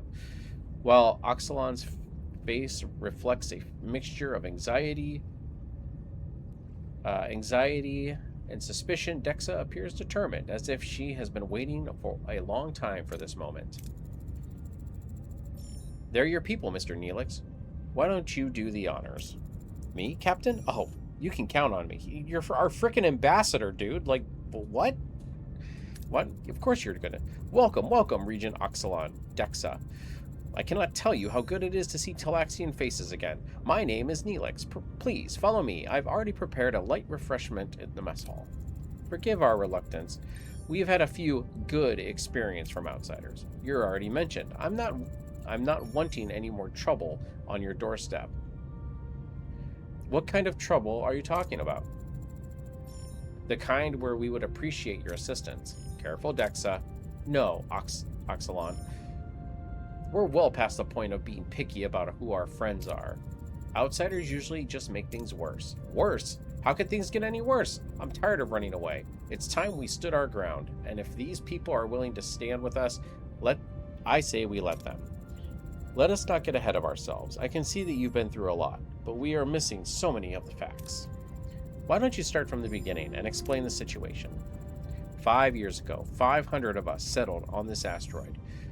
We were at peace until a few weeks ago. A group of miners arrived, led by a man named Nakona. He claims he has a legal right to this asteroid field and says we are squatting on his property. We didn't want to fight. We offered Nakona the rights to mine the outer ring, but he refused. He says the richest ore is directly beneath our colony. Nakona's been bombarding the field ever since to drive us out, and now he's even given us an ultimatum. We have 3 days to evacuate, or he'll blow the colony apart while we're still inside. We aren't warriors. We're a colony of families. When we settled here, we took apart 5 or 6 of our ships to build our home. Our last remaining vessel isn't nearly large enough to carry our people, let alone our belongings.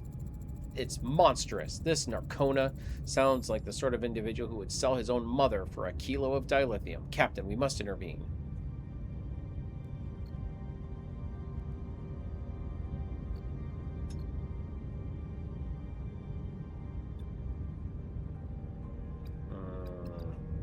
I don't remember what they do in the episode. I'm pretty sure they do a tactical intervention or fortify the colony.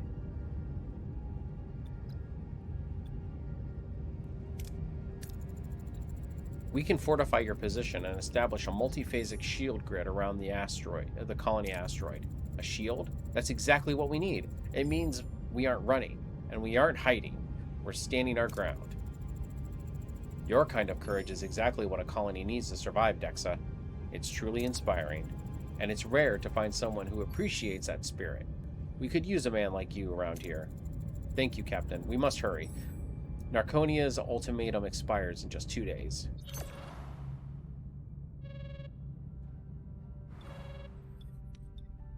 Science lab. Oh, where'd I put my science lab at? I must have moved it. There it is. Okay.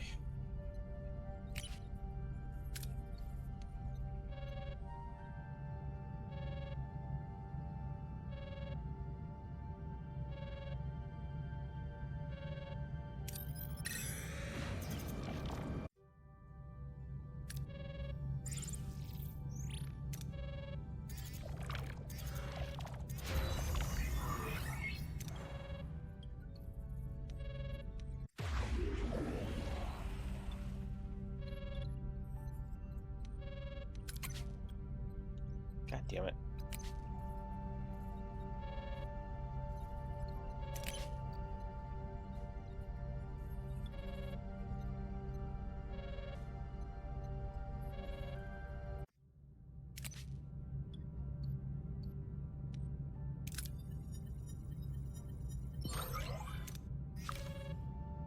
Oh, really?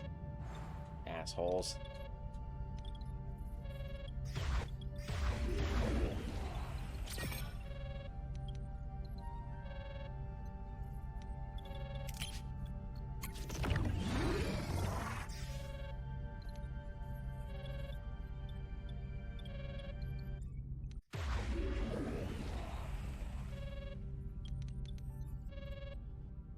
That's annoying.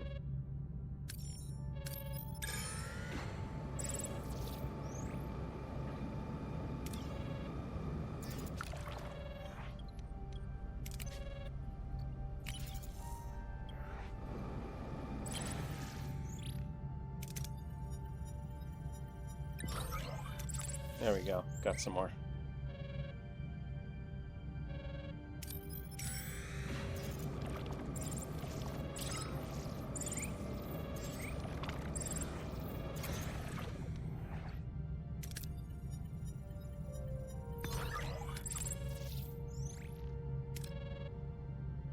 Return to the colony and deploy the shield emitters. Okay.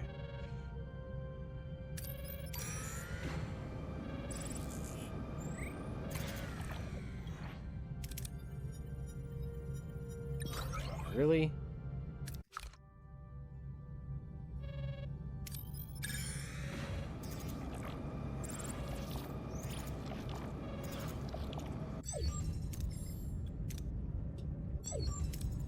Shield emitters are fully functional, ready to begin surface deployment. Let's move fast. Narcona will certainly be keeping an eye on our colony. If he catches wind of this defensive grid before it's powered up, he'll try to tear it down. Cloaking device on? Wait, cloaking device on. Let's keep our profile to a minimum. We don't have the Delta Flyer.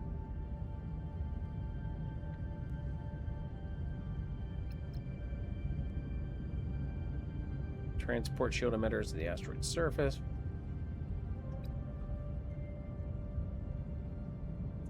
I guess let's do that one.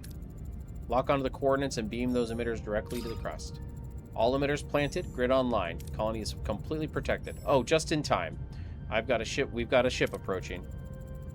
What's this? Who are you? It's my ore you're locking away. I've got a job to finish. Your job is finished, Mr. Nakona. You won't harass the colony any longer. That grid is permanent. So I suggest you pack up and move on. Curse you, woman! I've got buyers waiting, and you're messing with my livelihood. The galaxy's a mighty small place for a ship as shiny as yours. Better watch your back, because I'm coming back for my payday. Sensors confirmed. Narconia's ship is withdrawn from the system, Captain. You did it! You freed us from this shadow. You've given me and much to think about regarding the kindness of strangers. No more hiding. No more running. Our children will grow up in peace because of you. Thank you, Captain Janeway. We want to have you our geothermal charging stations. We've mastered the art of tapping into the planetary heat to sustain ourselves. These units will charge your batteries whenever the geothermal source is available. That's a generous gift, Exa. It's good to know that while we helped secure your home, you've helped us get a little closer to ours. We'll put this technology to good use. It's time we return to our people and tell them the threat is over. But Neelix, you've shown such courage and loyalty to us. We would be honored if you would choose to stay with us. Our colony would truly benefit from someone with your spirit. You're asking me to stay? I don't know if I can. I have duties here. People who count on me. Though I'd be lying if I said I thought I had crossed my mind. I've dreamed of being home among Talaxians for so long. It's a difficult choice. I take my role on this ship very seriously, and my heart is torn. And Kess, my love, I couldn't ask to give up your life on the ship for me. But the thought of leaving you behind is more than I can bear. You know, you won't have to. My place is with you, my dearest. I want to spend the time I have remaining together.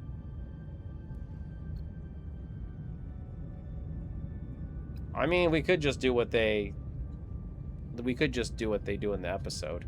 Encourage Neelix to leave. Starfleet needs a permanent ambassador in the Delta Quadrant. Ask Neelix to stay. Although this happens a lot later. This happens in right before, I think 2 episodes before the finale, I think, is when this happens. This is Sector 10, which is... Alright. Now let's just do it. I've been thinking about something. It's an idea I need to talk to Starfleet Command about, but we could use a permanent ambassador here in the Delta Quadrant, someone to represent our interests and keep in frequent contact with Voyager. It's a huge sacrifice for this crew to let you go, but for the greater good of Starfleet, I'm willing to make it. Are you up for the job? Captain, I'm honored beyond words. To represent Starfleet while staying with my people, it's perfect. I'll carry out my duties faithfully. I'll miss you all terribly, but I am ready for a new chapter. Goodbye, my friends. I'll never forget the kindness of the crew or the home you gave us. Voyager will always be in my heart. I hope our own path leads to safely back to Earth. Goodbye. Goodbye, Kes. And to you, Ambassador. We're proud of you. Good luck to you both. Aww. The turbo lift door opens to a silent corridor. Neelix and Kes step out, walking past a long honor guard of the crew to serve for years. Every face reflects the same bittersweet pride. At the end of the line, Neelix and Kes pause, looking back at the ship that became their home. With a final, trembling wave of goodbye, they turn away and start their new lives, leaving Voyager behind to face the stars without them. The Delta Quadrant Ambassador. Ambassador Neelix, it is nice to... has a nice ring to it, doesn't it? I'm going to miss that man's spirit and the Kes's gentle heart. It's a logical sentiment. My estimation, Mr. Neelix was among the most adaptable and resourceful members of this crew. Who are you and what have you done with Tuvok? Mr. Neelix possessed several highly irritating habits. However, during his years on Voyager, he developed a remarkable set of skills. Skills that will serve that colony and his office and his new office quite well. Sayonara, Neelix. You're going to miss him, Tuvok. Just say it. I think he just did, in his own way. All right, everybody, back to business. Helm, return to your original course. Well, there goes.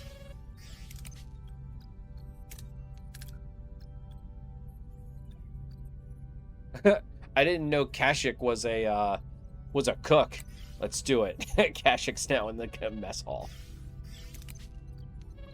And then do we have... Wait, where's our hydroponics?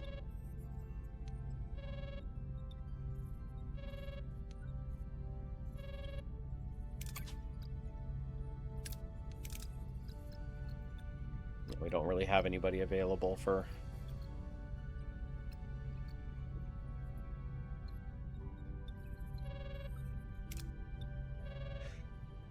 Oh, sayonara, Neelix.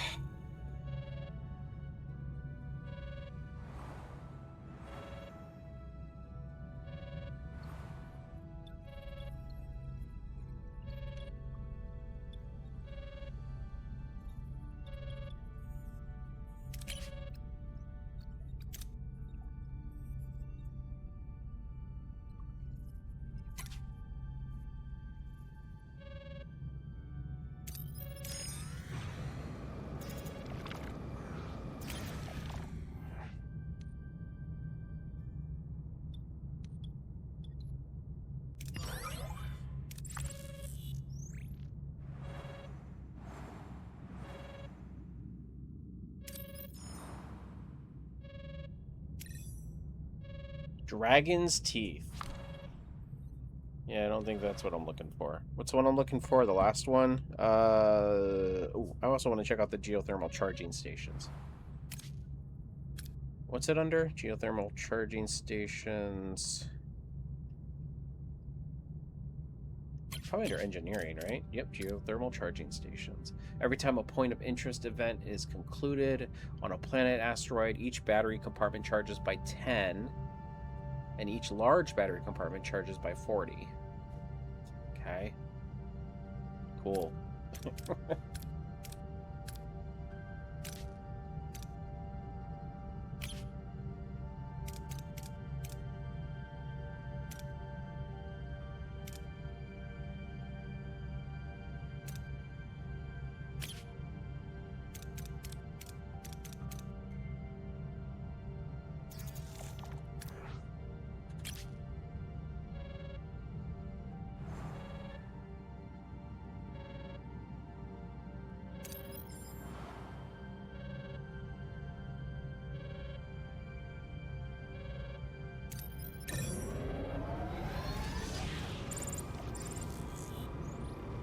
Ah.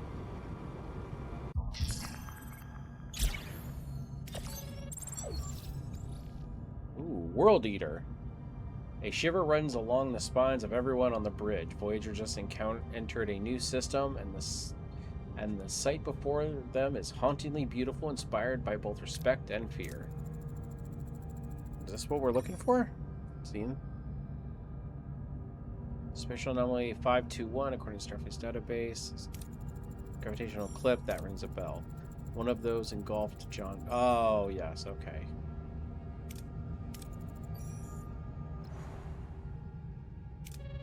That's okay. We didn't really need that one. Like, we've already gotten that one before in the original playthrough, so...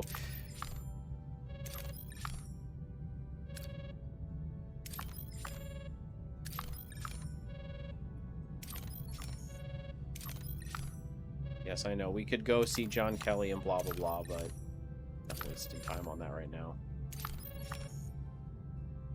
Okay, let's go here.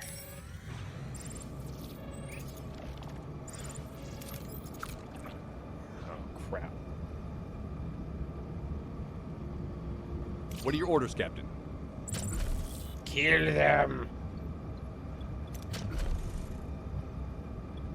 Moving to attack the front, Captain. Ability ready, Captain. Ability ready, Captain. Ability ready, Captain.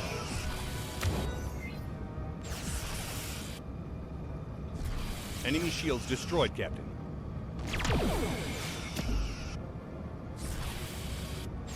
Ability ready, Captain.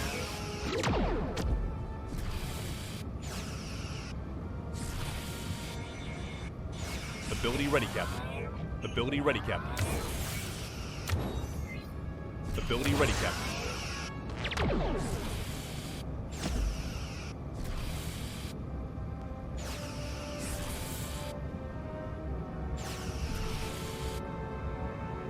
Ability ready, Captain. Where are you shooting at?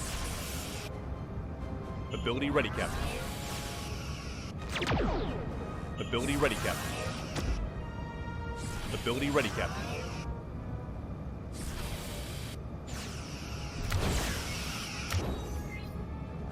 Should have done Kashyyyks first.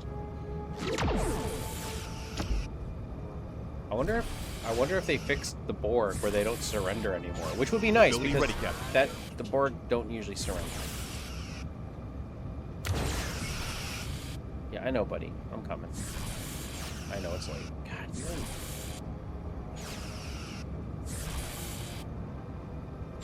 Ability ready, Captain. Ability ready, Captain. Yeah. They do not retreat anymore, which is good, because they really shouldn't.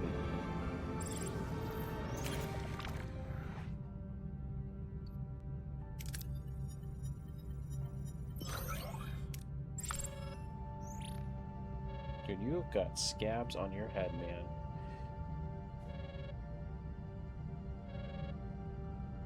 Sorry, man, but you... Oh, God. I don't know what's going on up here.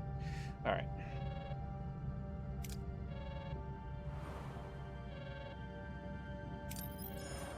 So that's Dragon's Teeth, right? Yeah.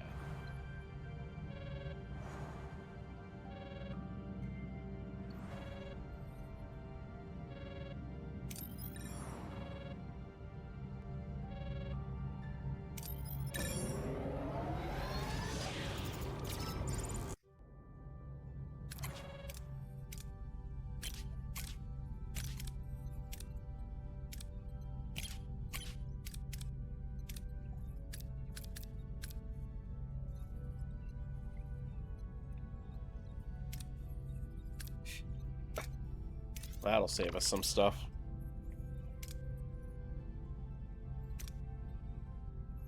Ah, the Delta Flyer. I need Shuttle Bay level 3, and then I can do the Delta Flyer. Nah, we're not doing the Delta Flyer right now.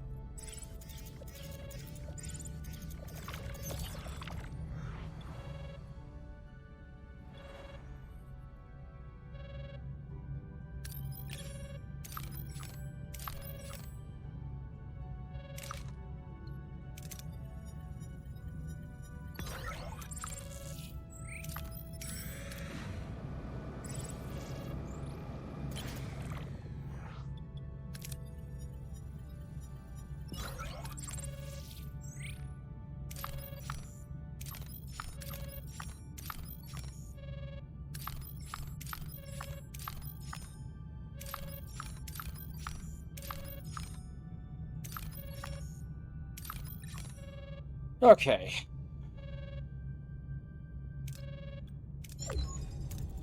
Astrometrics to bridge. Sensors have detected what appears to be a micro wormhole. I believe the message is being transmitted through it on a Starfleet emergency channel. However, the wormhole is highly unstable, and it will collapse shortly. Fly to the wormhole. Starfleet, I'm not passing that up. Helm, bring us about.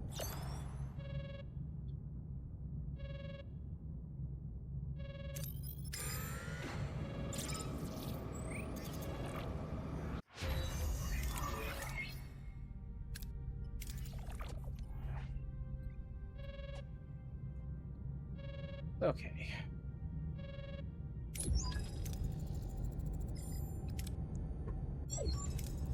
We're close enough to the wormhole to receive a transmission, Captain. It's coming through now. Starfleet Command, US to USS Voyager. Come in, Voyager. Do you read me? Or do you hear me? This is Lieutenant Reginald Barclay. Starfleet Command, come in. This is Captain Catherine Janeway. It's good to hear your voice. We've been waiting a long time for this moment. The feeling's mutual. Unfortunately, the micro wormhole is collapsing. We only have a few moments. We're sending you data on a new hyperspace technology. We're hoping eventually to use it to keep in regular contact.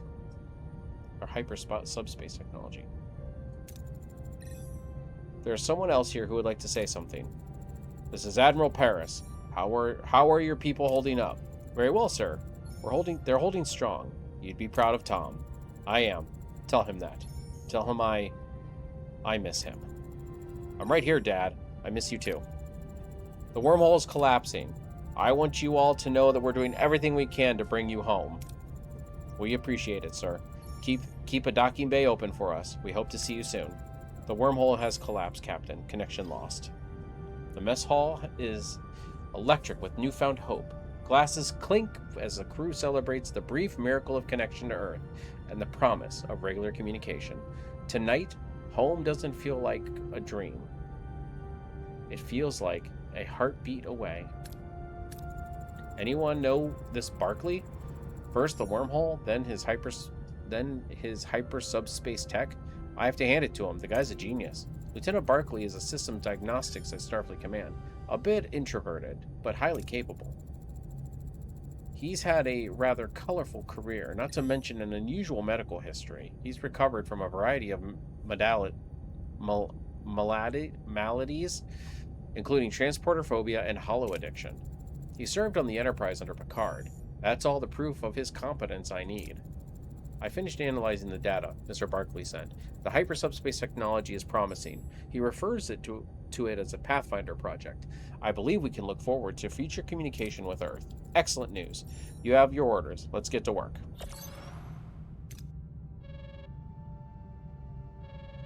Research Pathfinder project in the science laboratory.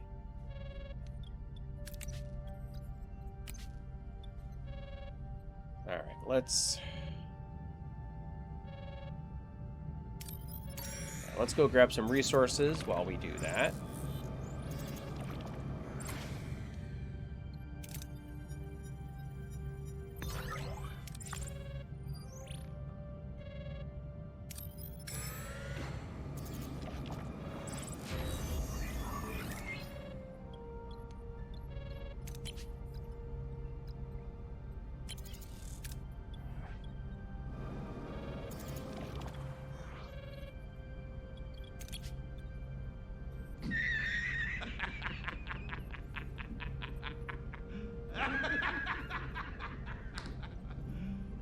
You serious?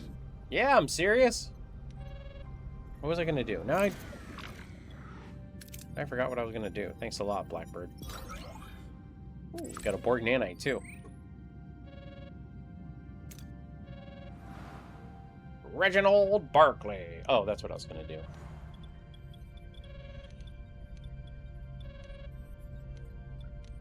Okay. What?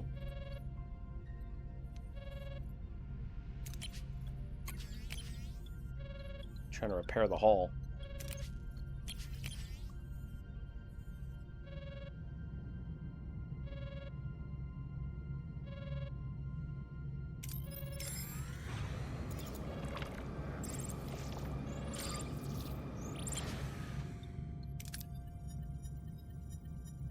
Oh, you guys suck.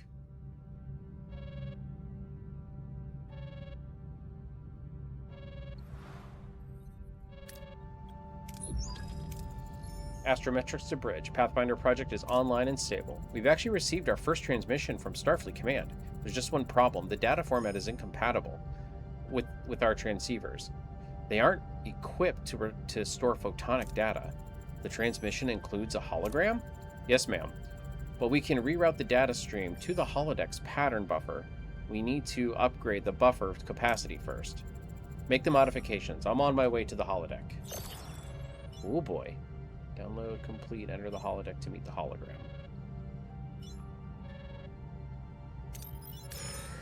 Let's get some.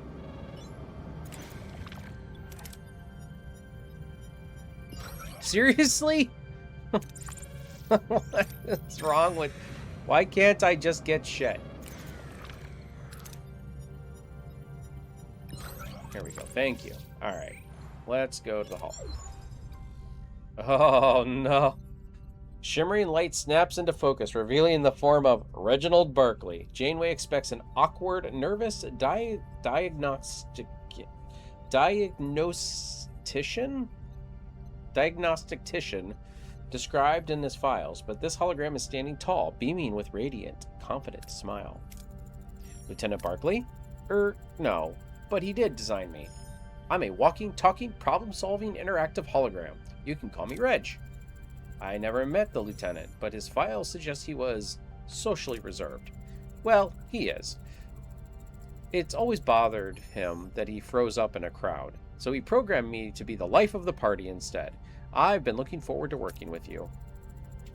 I know you were hoping for letters from home, but with any luck, you'll be seeing your families in person in a few days. According to Starfleet's data, there is a red giant in your current sector. It is? In 72 hours, Starfleet will target the red giant in the Alpha Quadrant with a Viridian beam. This will create a geodesic fold, opening a corresponding gateway right here. We're puncturing space itself to bring you home. We considered a geodesic fold ourselves, but realized the radiation would kill us. Our shields simply aren't designed to handle it. Geodesic research has come a long way. I've brought the schematics you'll need. Shield upgrade. Protocol. Oh, wait. Radiation and medical protocols to protect the crew. We've thought of everything.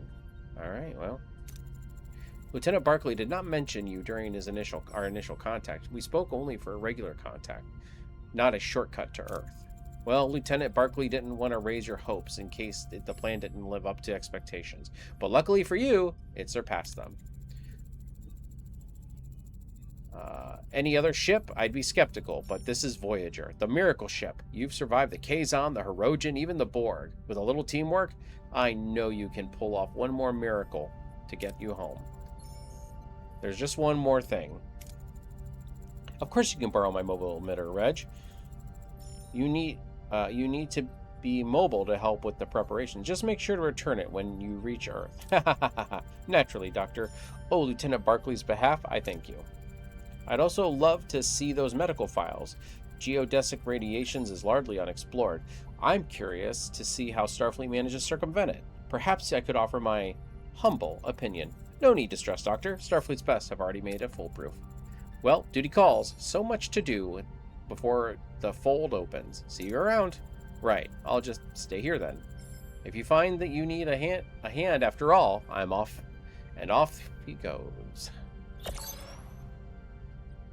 All right, well, we got to research stuff again. Oh. All right, there we go. We'll research that. Our hero Reg, that's right. Our hero Reg.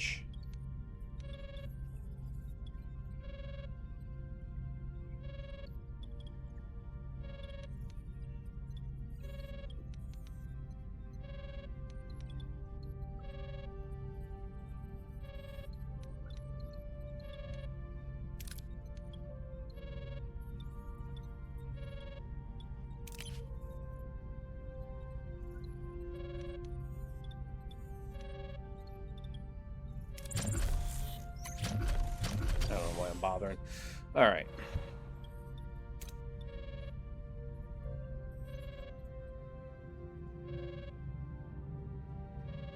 I mean, there really aren't any resources that I currently need. Purge the lamp and dump the containment brown. Okay. I mean, whatever.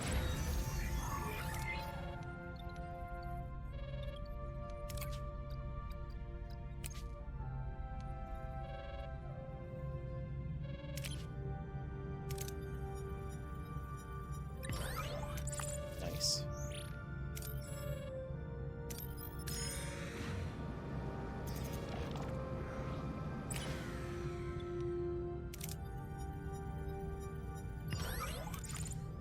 Ooh. What are your orders, Captain?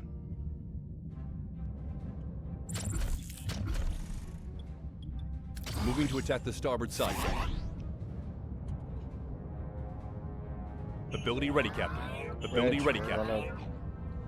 Reg were one of my least favorite characters. Ability ready, Captain. What did Reg ever do to you? I really should have made more torpedoes.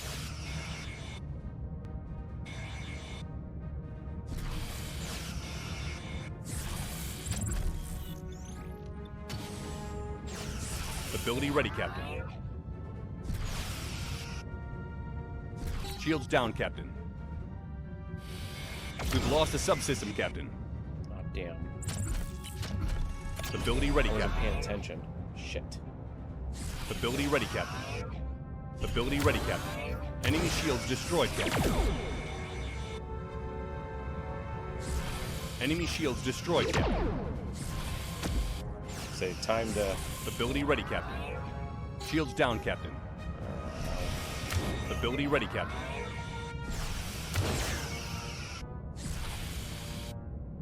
Yeah, we aren't actually doing too hot here.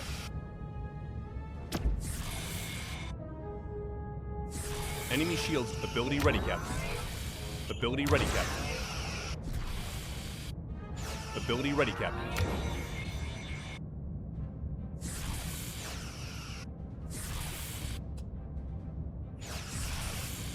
Ability ready, Captain.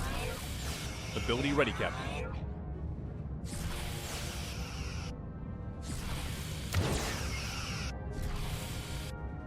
Ability ready, Captain. Ability ready, Captain.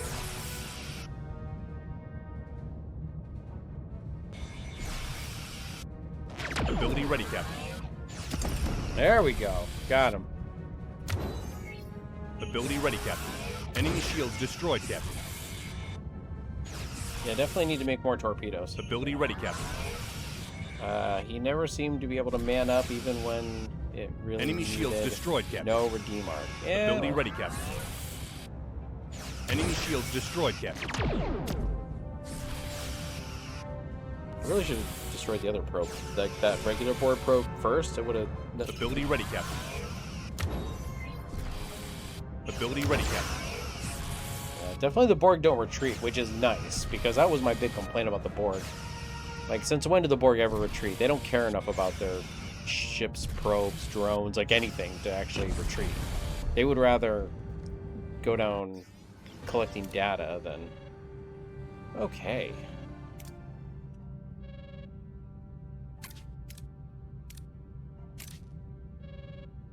Okay, research.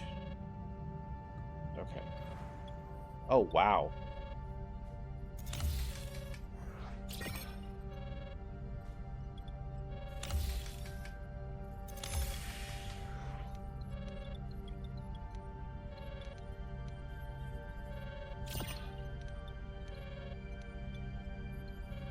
Now, we took a lot of damage. Shit.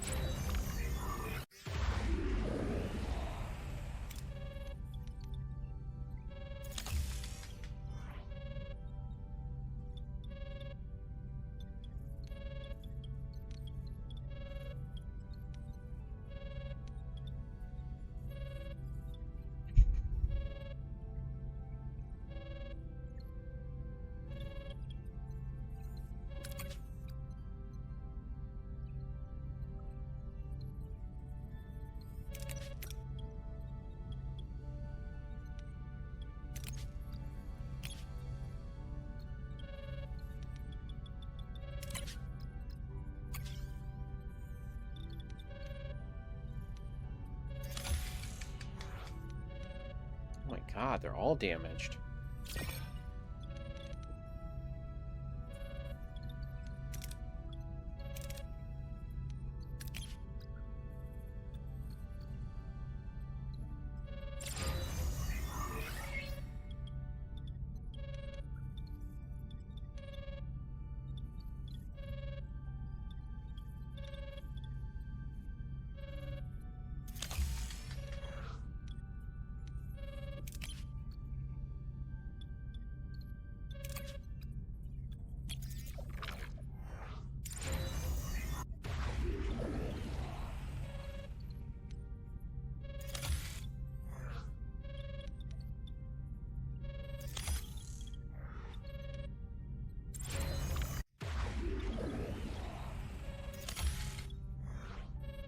Man. Yeah, we definitely took a crap ton of damage, didn't we?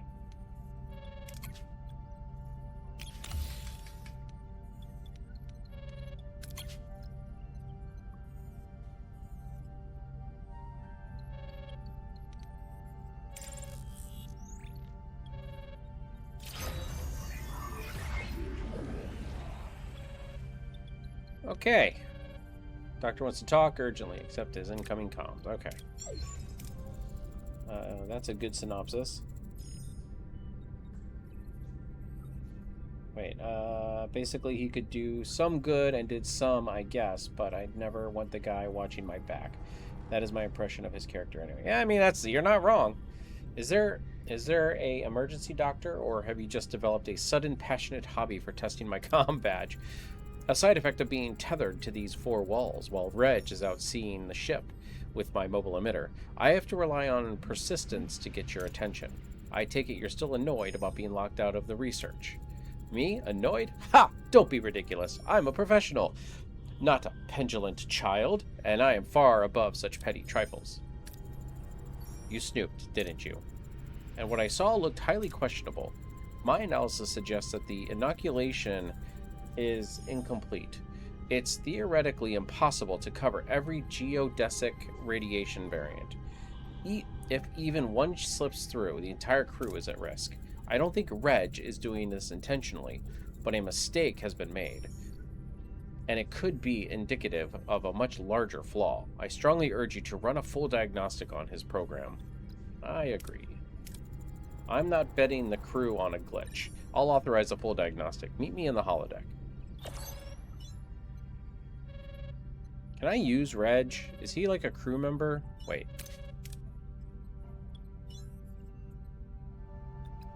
I can't remember. How do I get to the crew screen? There we go. Heroes.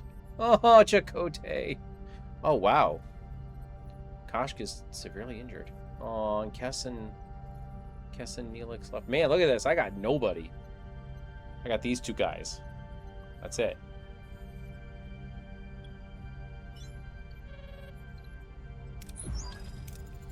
Reg, you've been active for nearly 60 hours. We want you to run a diagnostic to ensure your matrix is still stable. This isn't the doctor's idea, is it? I merely am concerned for a fellow hologram's well-being. We're grateful for your help, but we have to take every precaution. I understand perfectly. If the ship's doctor thinks I need a checkup, who am I to argue? Scan away. Run a standard diagnostic. Let the doctor run the diagnostic, who knows a hologram better than the hologram. Let Balana, so wait, 80, that's 85. I'm going to trust Balana on this one. I'm diving into your core algorithms, Reg. I need you to verify your primary instructions still match the original Starfleet data. Ow, that actually pinches quite a bit. Would you mind? Hold on. There's a stutter in your core code. I can't pinpoint the cause, but it doesn't quite match the rest of your architecture. Really? I'm perfectly fine. I wouldn't read too much into it. Sending a program is complex across the galaxy is bound to cause some minor data degradation, isn't it? Nothing to worry about. Not if that minor data degradation puts the lives of my crew at risk. I'm not taking any chances with our safety, Reg. Hand over the emitter. I want you to deactivate for now. We'll look for a way to stabilize your code while you're offline. Of course, Captain, if you think it's best. Here you go. Doctor, deactivating now. All right. Reg is safely tucked away in the pattern buffers. I've locked them. So there's no way for him to reactivate himself. So what now? If his code is compromised, the inoculation and shield modifications might be too. Do we tell Starfleet the party's off? We were so close. I could have already tasted my mother's cooking. Hey, don't give up. Reg called us the miracle ship for a reason. It's not over. When it comes to home, it usually is. Chin up, Benson. We have a deadline to meet. How are you going to do it? Inoculate the buffers and bypass the biology entirely? Pardon? Reg's story inside the buffers sparked an idea. By storing the crew as energy energy patterns within the transporter buffers, we bypass the biological threat. Of course, the fold's energy could still corrupt the data, effectively deleting us unless we use cryostatic pattern isolation. We encase the buffers in duranium tritanium alloy and reinforce them with a localized structural integrity field, a barrier significantly tuned to those lethal wavelengths. It's the only path I see that brings us through this fold alive. Brilliant! Get a message to Starfleet with our revised plan.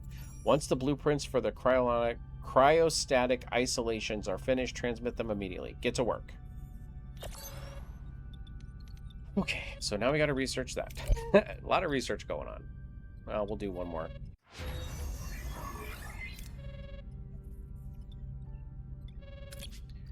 Poor Harry.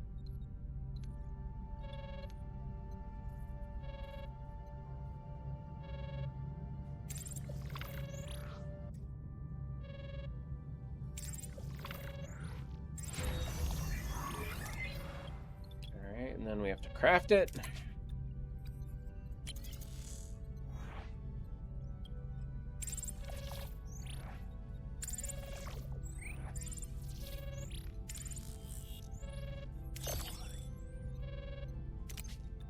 I'm gonna craft some torpedoes while I'm thinking about it, because we've only got 2. Alright, and we also need to upgrade. Really? Oh, crap. Alright, let's go get...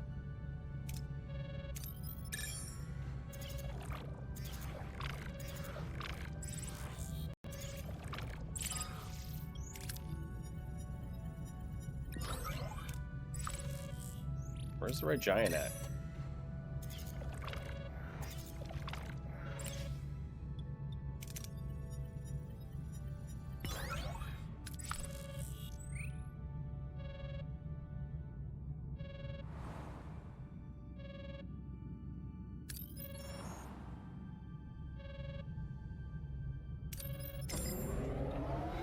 Alright, let's go.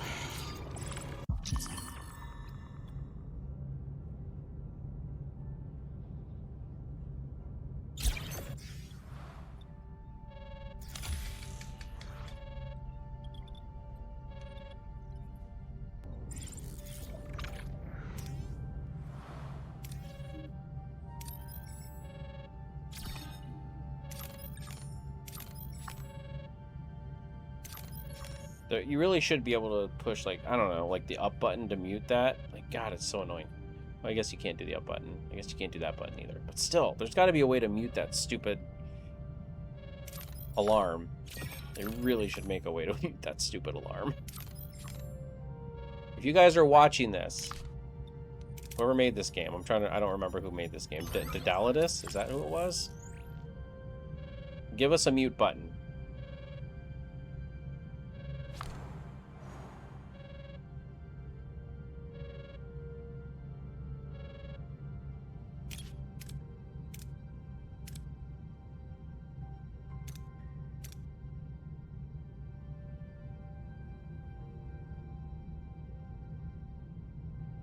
Wait, why can't I unlock the Delta Flyer yet?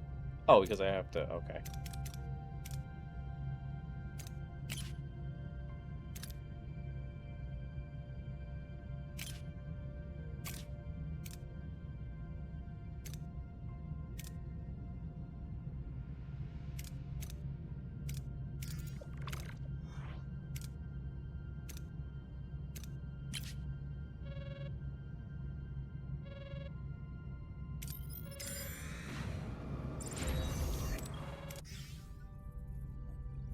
Ooh, Tuvok and...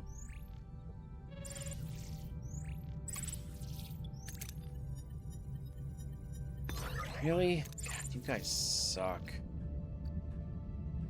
What are your orders, Captain? Reinforced, but oh man.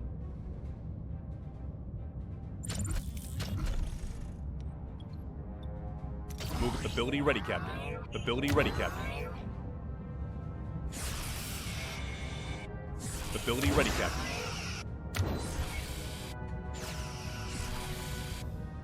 Enemy shields destroyed, Captain.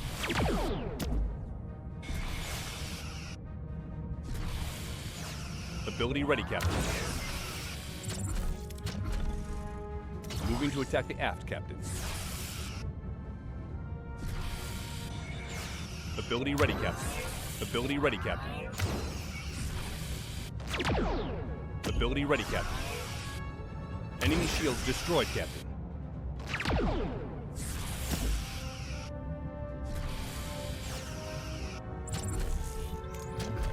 Moving to attack the starboard side, Captain. Ability ready, Captain. Ability ready, Captain. Enemy shields destroyed, Captain. Ability ready, Captain. Enemy Maybe shields there's destroyed, a Captain. mute button we don't know of. I mean, maybe. I'd have to Ability look ready, it up. Captain. Enemy shields destroyed, Captain.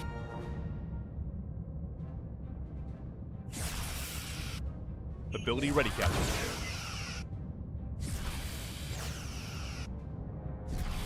Ability ready, Captain.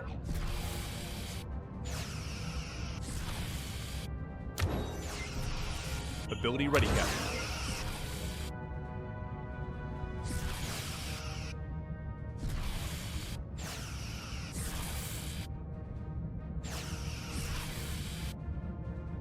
Ability ready, Captain.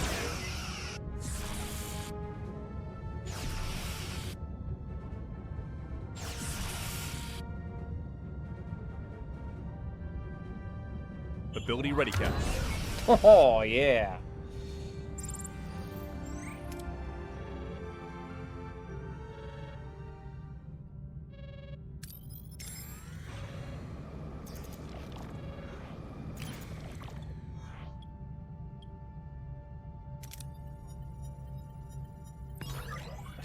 God. You guys are seriously the worst.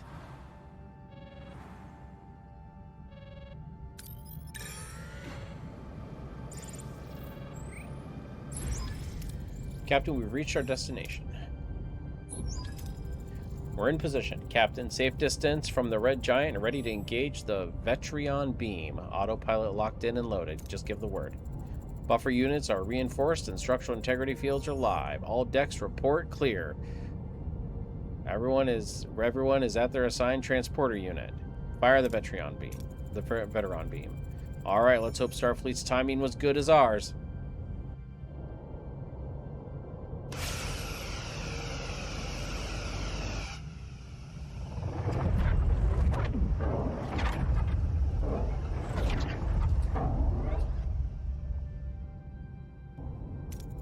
That's quite a sight. This is it, bridge crew. Proceed to your assigned transporter unit's helm. Initiate the automated flight sequence. It's up to you now, Doctor. Monitor the buffers and rematerialize the crew the moment we clear the fold. We're counting on you. Consider it done. Once again, the emergency medical hologram saves the day. I'll see you on the other side, Captain. Try not to blink. See you on the other side. Captain, energy spikes detected within the fold. An object is exiting the fold at high velocity.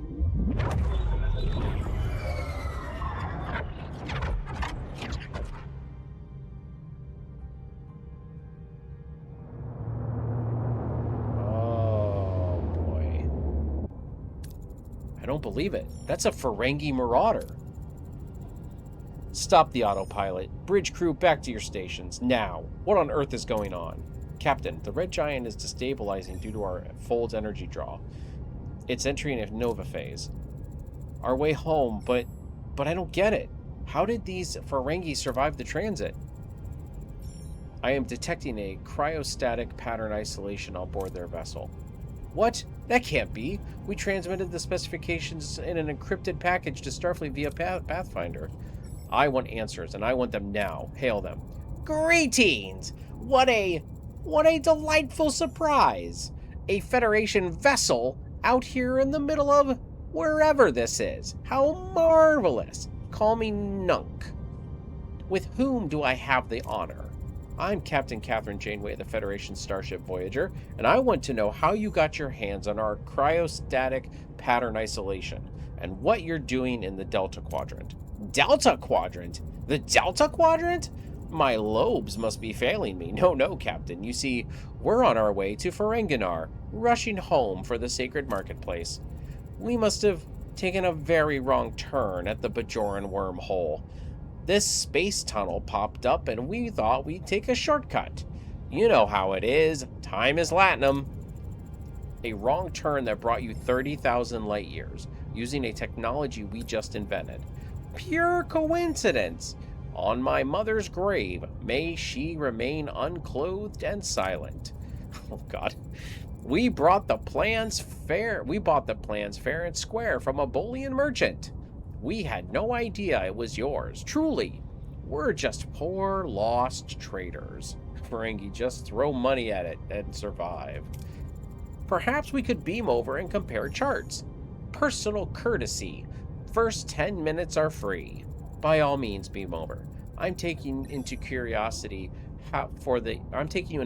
for the illegal possession of classified Starfleet technology. Custody?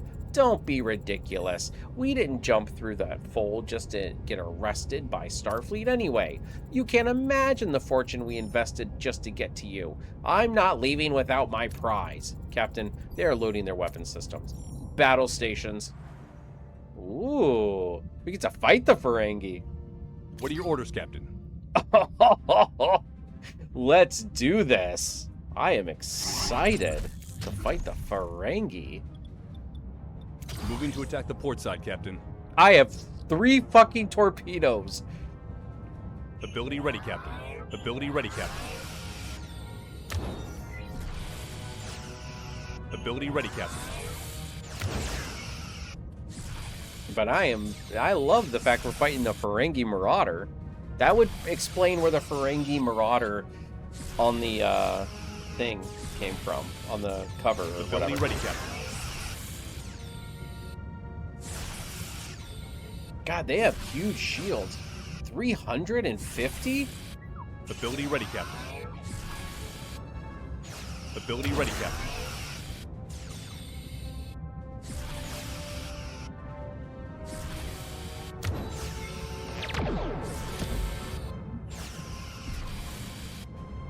Ability ready, Captain. Moving to attack the starboard side, Captain. God, their surrender threshold is so high. Look at it all the way. It's up way up Ability there. ready, Captain. Oh, you can't see it because of the stupid chat. I'm sorry. His surrender, the surrender Ability threshold. ready, Here, hold on. Captain. Look at that. It's so high. Like, they get scared very quickly.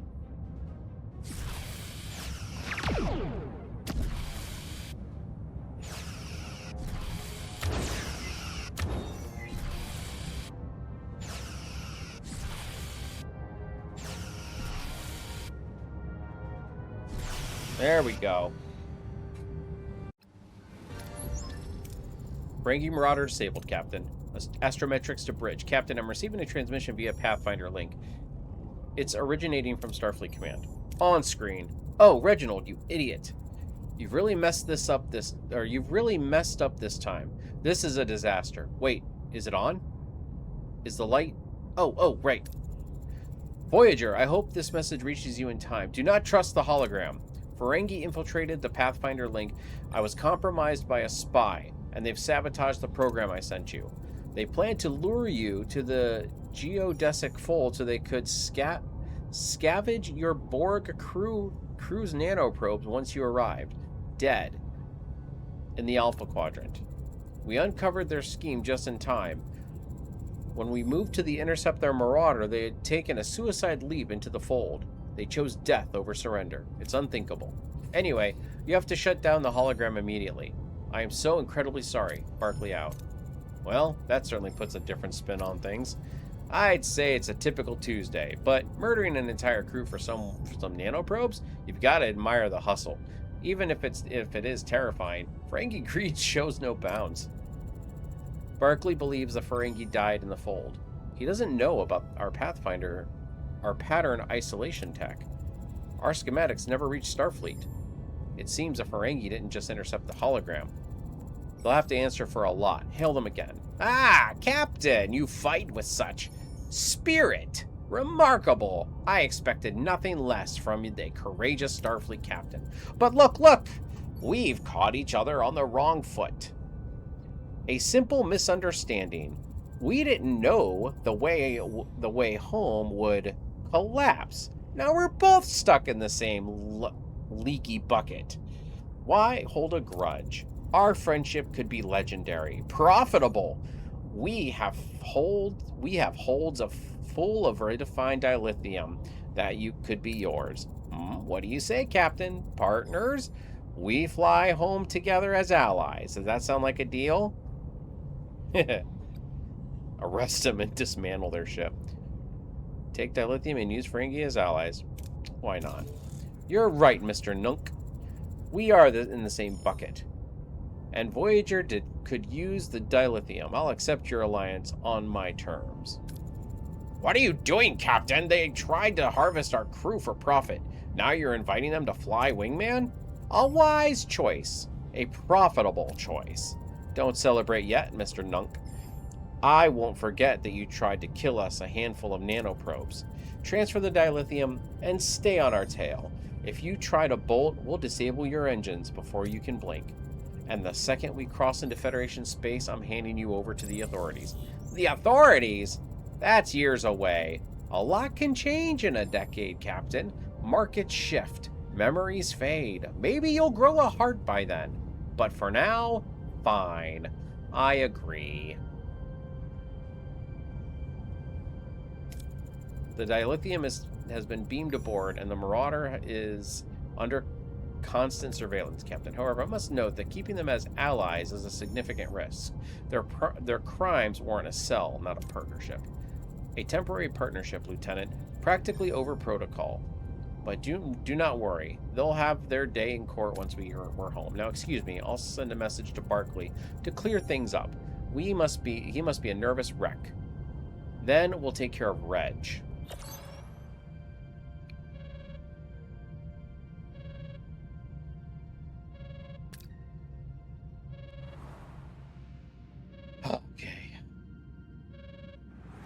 Okay. First off, oh man, all the damage. What the?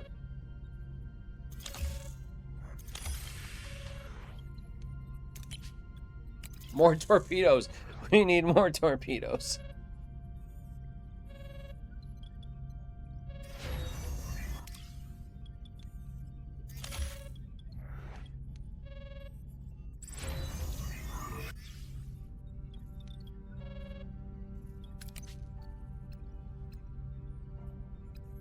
Currently no allies.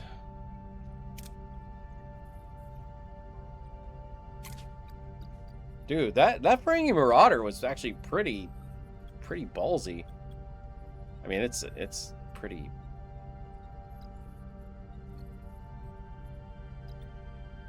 expensive, but still.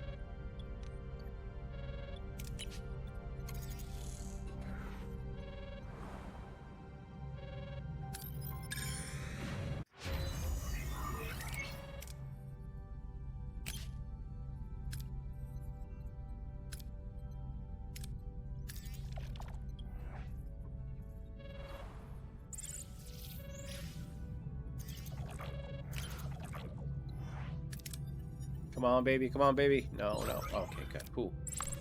It looked like it was going to be bad there for a second.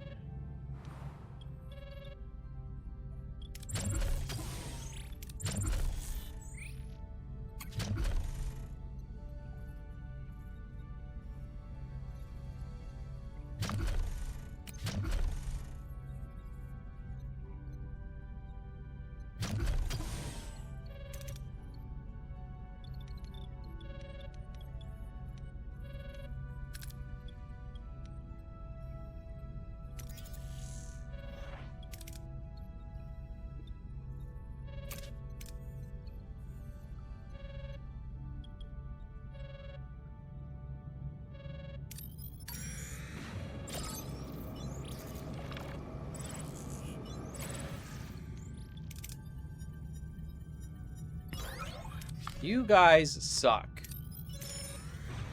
Yeah, I know. I'll be on the ship in a moment.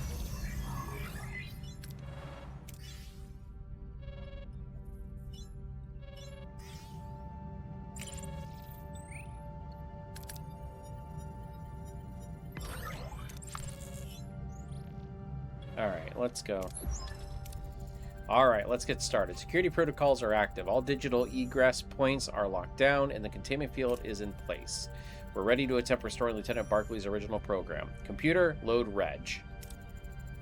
Guys! Oh, thank goodness. I don't know what came over me. I must have had a massive logic surge. A glitch. Yes, a terrible, terrible subroutine error after all. I am as shocked as you are, but I am feeling much more like myself now. I certainly would never intentionally try to kill you.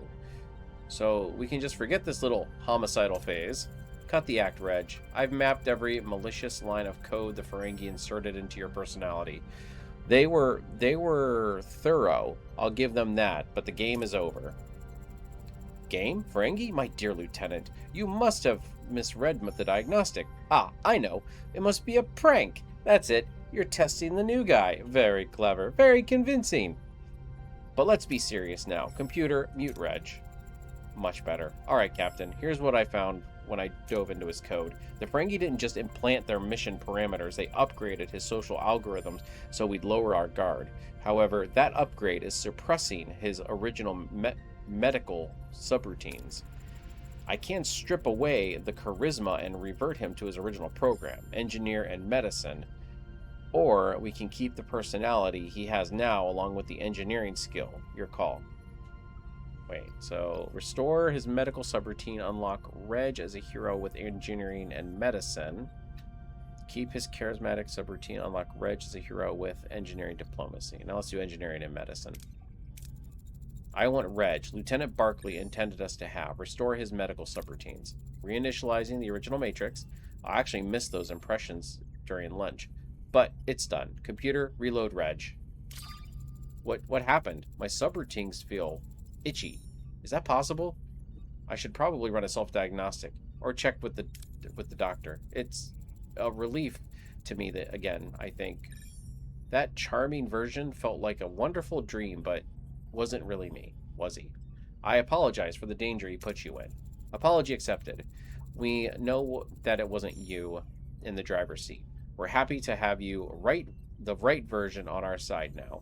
Welcome to the team. Helm, return to our old course. And that's it. Whew, I did not think I'd make it, and it is after 1 o'clock.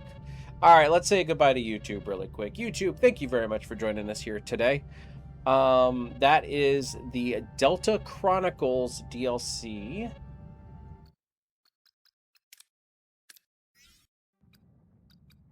Maybe one day once all the DLC is released. Yeah, this is the Delta Chronicles. Once the like all of the DLCs are released, maybe we will do a full 100% let's play of the game again. But that probably won't be until next year because I think it said the 4th DLC is coming out winter of 2026. So we got some time. But that's great. The Delta Chronicles are out. Waiting for the next DLC to come out. I don't know if I'll do I don't know if I'd do another one for this DLC or this DLC. I think I might just plan next year sometime to play the game all the way through again.